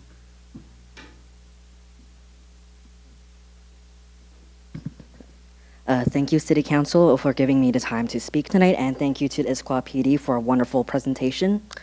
My name is Robin Blotbot. I've been living in First Avenue Northwest for about 3 years now in the city of Issaquah, and I love it here. Prior to living in Issaquah, I used to live in Hawaii, and I come from a family of immigrants. My father, when he came to the U.S. from the Philippines in middle school, and then when I was born, he became a police officer. He served the city and county of Honolulu for about 15 years. And he told me many, many stories growing up. And I know how hard the job of public safety and law enforcement can be. But while I am deeply sympathetic to the plights our officers face, I do not believe that ALPR systems like Flock are worth the cost. My fellow residents have already expressed their concerns with regards to data security, economic concerns, and the dangers ALPR systems present to the most vulnerable in our communities: immigrants, people seeking reproductive care, queer people, and people of color, and more. I don't need to really rehash these concerns, but I would like to leave with a reminder that the road to hell is paved with good intentions, and injustice can be more convenient than doing the right thing.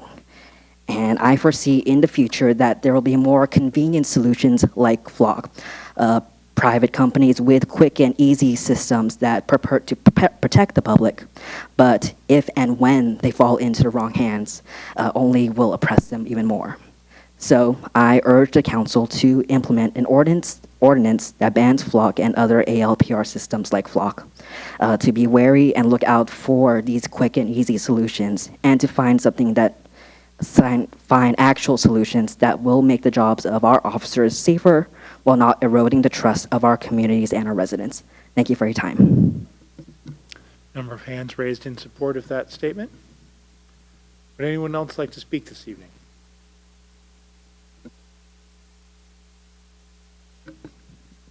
Hi there. Again, my name is Nicholas Harang, and I've lived in Issaquah for over 25 years. I am not an expert in public policy or Flock cameras, but my education and career are in computer science. And so from what the Kent police officer was talking about, I do want to raise an issue with the specific point where he said there was a physical impossibility of that data being used outside of Kent. Even if the data was in Kent, that would not be true, just because of how software works and how breaches happen, but specifically with the data being stored out of Kent and out of state, it is impossible for that to make that statement, to state that as an impossibility. Data can be taken onto a flash drive, it can be stored on a server with other data, and it can accidentally be allowed access. It can intentionally be allowed access. It can have federal requisition of that data. Sorry, it's like a couple hours past my bedtime.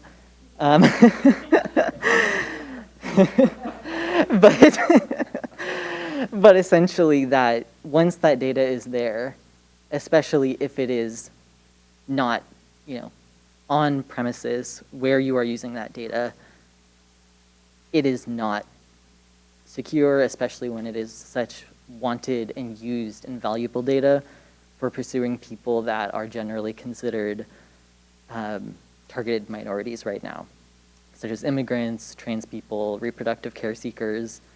And again, I just really urge Issaquah to stay a place that is safer for these individuals and these groups, rather than kind of going into this network of surveillance and letting that data and these people's privacy become compromised in that way. Thank you. Thank you. Lots of hands up in support. Anyone else wishing to speak this evening? Second call. Anyone else wishing to speak? Clerk, do we have any indication that anyone online wishes to speak? So thank you all, and I will reiterate what you've heard from the city and from the IPD. It is always challenging to speak truth to power, and coming to speak on issues like public safety is very challenging. So I want to thank everyone from the public who came to speak this evening. And as my fellow council members, this is the point where we are at deliberations, but I don't believe the administration is necessarily, and I see microphones up, so I'm just going to stop talking, and I believe Councilmember Walsh had her mic up first. Thank you. So first, I want to say thank you to the community for coming out. This is obviously a passion area and an area that there is both fear and concern, but also I would say great hope for being heard. And so I want to say that you were heard. Second, I want to say that I very much appreciate Sergeant Aspel's presentation on CEDs. I will also refer to them as tasers because that flows off my lips easier. This really seems like a reasonable and necessary upgrade to our safety technology that will keep our residents and our officers safe. I appreciate the details provided there that give the justification for having 15-year-old technology and the ways that this will ensure the safety of people much more. I also very much appreciate Ryan Smith and the department's proactive search for outside funding via federal grants. We always know that our funding is limited and there is not $500,000 sitting around to upgrade this technology, which is why it's 15 years old. Regarding ALPR cameras, I think what I've heard from the community is that they've asked for strict guardrails about what data could be collected, where it could be stored, whether that's the cloud, third party, or private, how long it could be stored, who could access it, and what would be required to do a search, such as a case number. I would add, I think important policy considerations are which databases could be used for alerting and what our policies are related to police responses for those alerts. One of my main fears is that criminals are very smart, and the idea of someone, rather than stealing a car, just stealing a license plate and switching it out, gives the criminals the ability to come in even if we have ALPR technology, but it also means that that person whose license plate was stolen and then replaced with a stolen plate, a potential safety situation, especially if officers are using that data and believing that that is complete 100% evidence of a crime and treating someone in that way. So I think there are a lot of policy questions there.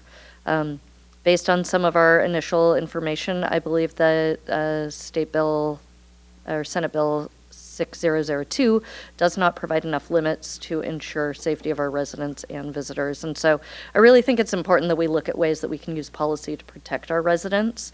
And toward that idea, I know the administration isn't necessarily asking for specific feedback at this time, but I would like to point out two upcoming points of engagement. June 15th, the administration is asking us to accept the grant.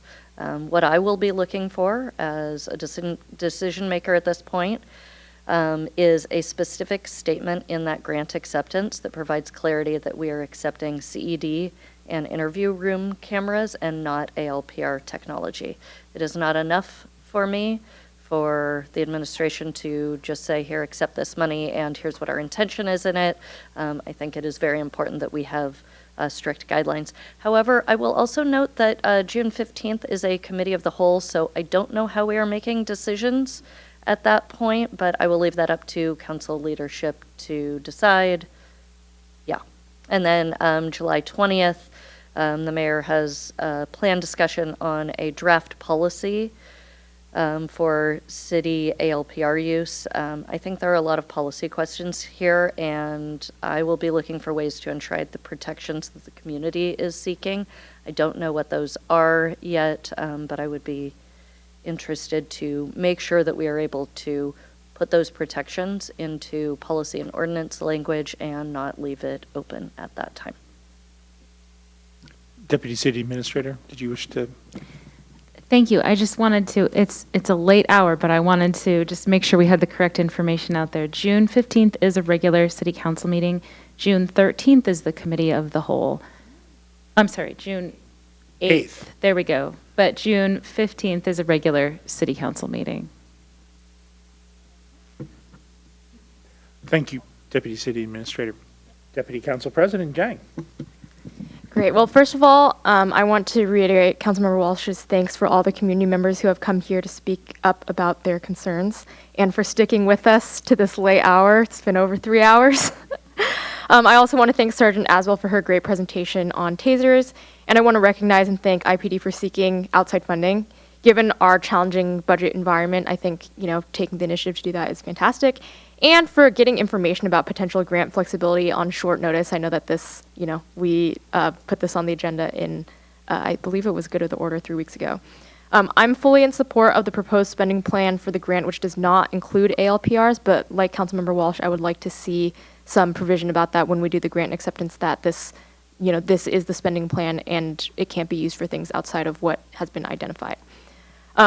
I also want to be clear about what happened in the February 25th and March 17th meetings from last year, which were brought up. So on February 25th, it was a Services, Safety, and Parks Committee meeting to discuss ALPRs.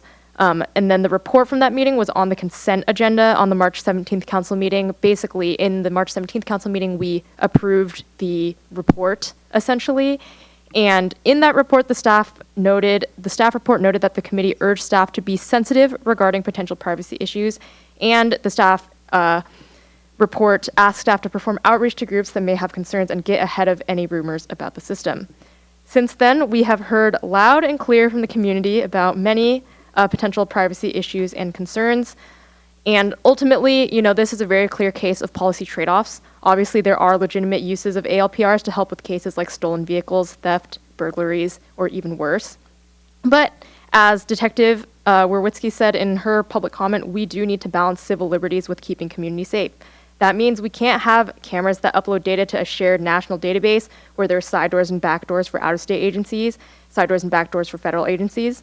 That means we need to have clear internal policies about using case numbers in ALPR searches and clear accountability measures when officers are found out of compliance with those policies. I would strongly support a local ordinance around data sharing protections for any ALPRs or other cameras, and I'd like us to consider some pretty wide-ranging data protections. So first of all, ensuring all data is stored on local servers rather than national cloud-based centralized servers. We can also look at what other cities around the country have adopted with regards to ordinances. So, for example, Phoenix which is not a particularly progressive jurisdiction, unanimously adopted an ALPR ordinance recently that requires all data requests from federal agencies to be escalated to the level of their city manager. There are cases when there are legitimate requests from federal agencies for, DEA or things like that, but it does need to be escalated so that it's, at the level of city manager rather than individual officers. And, as we're currently in the interview process for our new police chief is going to be in charge of, implementing any of these data protections as well as internal policies. So that's something that we want to be very clear about. Our officers are doing the best they can with the tools that they have, and we want to make sure that, we have clear instructions for them on what they can and can't do. As Officer Burtis said, community members want assurances that their data will not be misused. Community safety works best when communities and officers work together. So I'm looking forward to our upcoming discussions about ordinances to ensure data security and protections for any ALPRs or other cameras that may be installed within the city of Issaquah. Thank you. Thank you. Councilmember Nichols. So first off, thank you again to all of the community members who have shown up, all of the community members who have emailed, all of the community members who have called and stopped us in the streets to talk to us about this topic many, many times. It's hard to stick around, show up and make your voice heard, but it is really one of the most important parts of keeping our democracy honest and accountable, so thank you. I'll also thank the administration for putting this presentation together. And I also want to go back and also thank the police department for applying for this grant. And I'm sincere in that. Having written many federal grants myself, I appreciate how hard these are to get. February 2025 was in many ways a different time, and I don't think we should fault anyone for trying to save the city money and go out and get some additional funding for us. So thank you for all the good intentions that were clearly placed in this proposal. I brought up in other meetings, so I won't repeat myself too much as far as my overall comments and thoughts on ALPR systems in general, except to just say to the public that I will be 100% against any ALPR system that doesn't have security guarantees that our residents can feel comfortable with.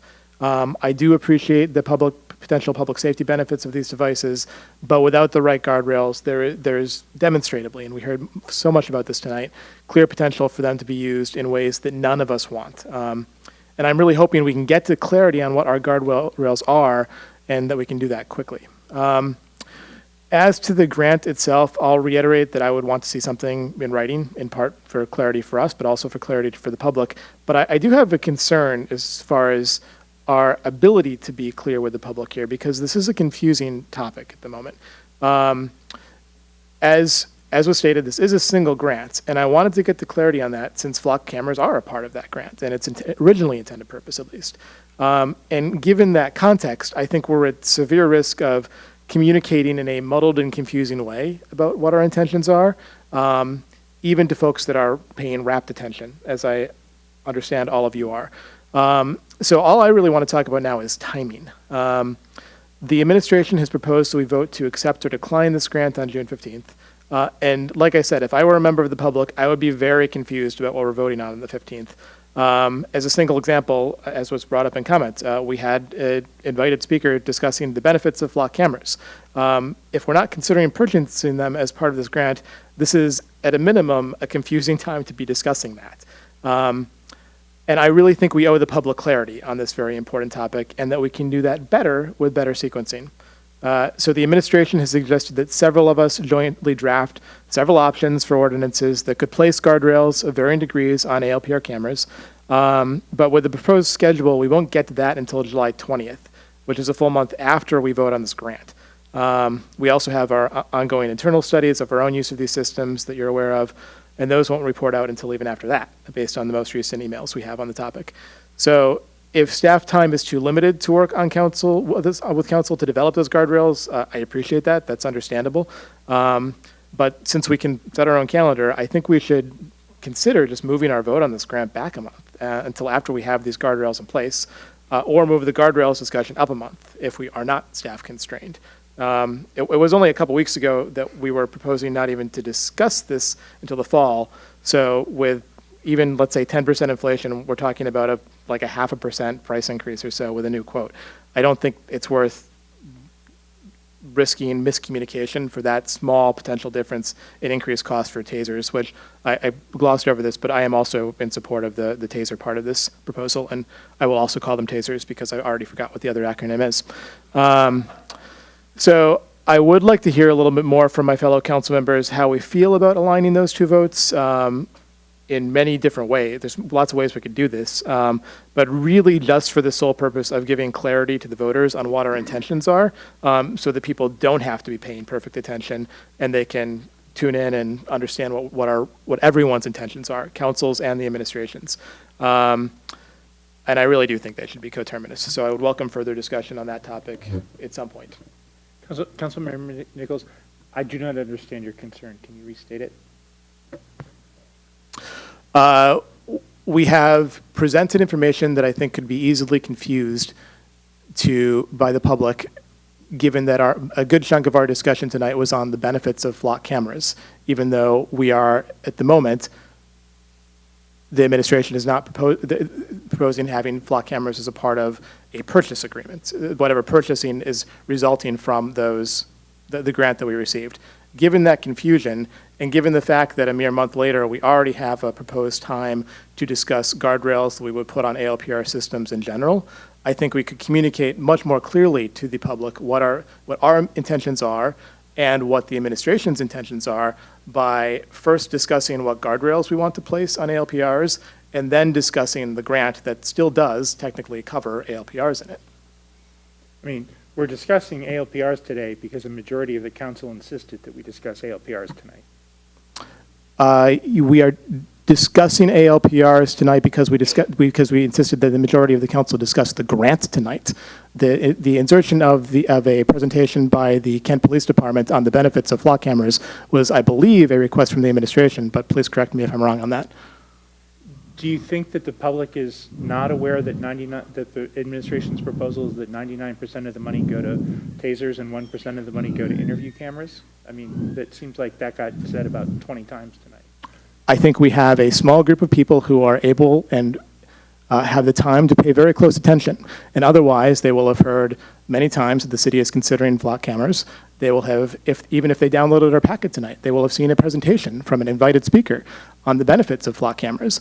I think given those circumstances, clarity is a benefit that everyone would benefit from clarity, and we can benefit from clarity by simply stating our guardrails first before we vote on a grant that was originally intended to purchase flock cameras. But wouldn't we be giving clarity if we vote on a very straightforward funding of tasers and an interview camera, and then at a later date have a conversation about ALPRs?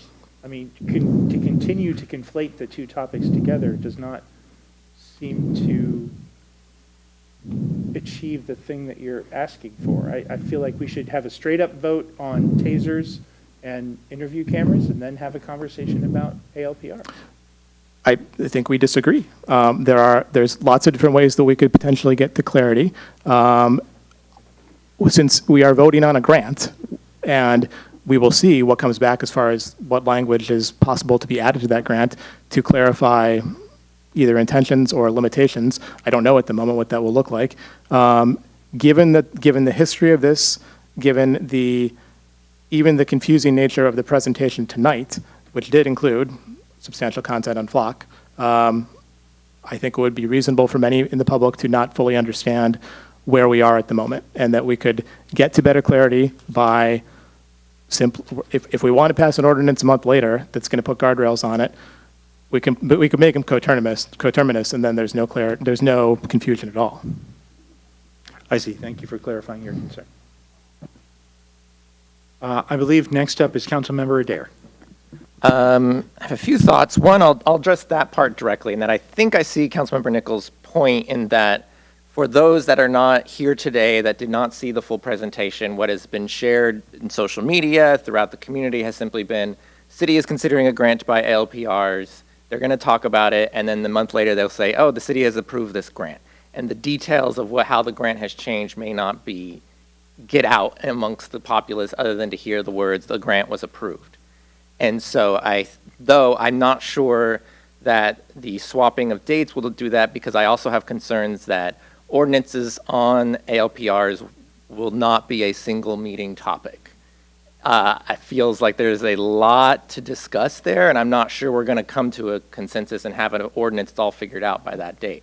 So I would propose a solution to that problem is simply be some level of administrative public announcement to really make it clear to the public of, hey, we discussed it, ALPRs are no longer on this grant, and just have some level of a public public outreach or social media posts, I'm not sure the equivalent of that, to just clarify this issue, because right now I can see that many in the public hear the word grant and they think it's ALPRs.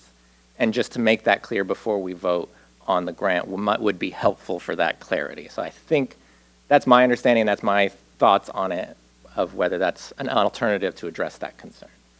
My secondary thoughts is in terms of the general topic, is also to reiterate what has been said about how much the public has been heard from here. I was a council member that was okay with the delay in this discussion initially, and it was the public outreach that changed my opinion to have the discussion now. And I very much appreciate all that outreach, and I reiterate that it was heard, and great job in our public in coming out. I equally approve the use of this for CEDs. I love the idea of non-lethal options, in terms of law enforcement, and think that this is a very good use of these funds. The fact that you're getting money out of the federal government is amazing to me, because that's just not something I expect to see at all anymore.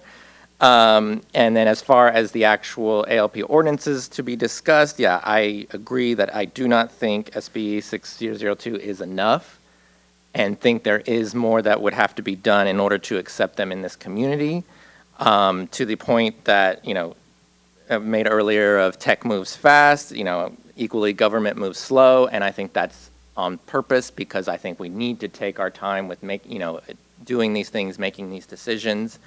I will say, I love the idea of guardrails, but I have a just fundamental question of, do we need these at all? I'm a big believer in, build a longer table, not a taller fence, and these to me feel like building a fence around the city, and do we need a digital fence around the city? So even in terms of ordinance talks, my questions are, is this even necessary or what we want for our community? Hence why I'm not sure that we'll have a solution to that discussion right away. So, those are my thoughts in that I, approve the CED usage, but I would say, if we could get some sort of public outreach out to make it clear that the grant is no longer going to be used for these devices would be helpful. Thank you. Councilmember Joe. What? City Administrator Bobkowitz was on camera. I didn't know if he wanted to make a comment or not. City Administrator, you have the mic. Yeah. Yes, thank you very much, Council President. As I said a few moments ago, the mayor has no intention moving forward with this, and I think the suggestion was made by Deputy Council President Jang, and I think also Councilmember Walsh, that we can make a clear statement when the grant comes back. We have the money available to us. We don't want to see another price increase for tasers, so we would like to move forward. We'll make it very clear what the grant is purchasing, what the grant is not purchasing, and then work with bringing back an ordinance with the prescribed time frame that we've given. But we can do that. We have a very smart community. They'll understand. And again, I don't want to wait any longer to see another price increase for this equipment. Thank you, City Administrator. Councilmember Joe, did you have comments? Yeah, just briefly, my comments were very similar to City Administrator Bobkowitz's comments right there. The way the federal dollars are being put out, withdrawn, given out, taken away, I think we need to seize on this as soon as we possibly can. The policy for ALRPs is going to take a little bit of time to wade through. Our citizens are smart. There are a number of groups that are following our conversation, and I got stopped at the market a couple of weeks ago, and one of the members said, we're following the conversation. I spread what happened at the council meeting to all of the members in the group, and they know what's going on. And if we're clearly stating that this is only a grant acceptance for CEDs or tasers, we'll be okay there. And if there is an issue or a problem and it's not clear to our public, we can, of course, table the issue to a date certain as per Robert's Rules of Order, and go from there. But I think it should be on the agenda for approval as soon as practical. Thank you. Thank you. Councilmember Boyd. Thank you. I will also reiterate the deep thanks for the community on showing up at every turn of this conversation. It's helped shape my thinking for sure, as has this great presentation and all the hard work from staff and these outside presenters. I really appreciate it. I'm in favor of I will also call them TASER upgrades. I think some of you may know I've shared that in my vacancy application, my mother is a police officer, and when I was, looking through these and the specific model, this is quite literally not my mother's TASER. I appreciate especially the just safety aspect of the distance that it can put between, and I guess I'm getting into the weeds. I know it eliminates the warning arc and is now a warning alert, and yeah, interesting. I think the question that's been throughout this conversation, I've had something in my mind, and I think that it's actually very, in our equity framework, framework 9 really gets at this of have we sacrificed the experience of marginalized people for the comfort and safety of other residents. That's just kind of it's not exactly what it says, and so I think that really, that's what's grounding my thinking of this. And so I echo, I would potentially be in favor of an ordinance that puts some guardrails on things. I want to be wary of, making clear carve-outs for, we have traffic cameras in town, right, for various, and a few different spots, and there are private businesses that I think already do use these, and so just not wanting us to get ourselves in any kind of legal trouble with things that are already existing that's outside of the city's scope. But as far as the timing of it, I certainly would want clarity on the grant for both the community aspect, how they've been tracking this issue, and for my own, how I'm voting on it. I want to be very clear on what I am either approving or disapproving. Thank you for your comments. Before I go to Deputy Council President Jang, I'm going to take a chance to finish the first round of comments on this. Yay, tasers. That's fine.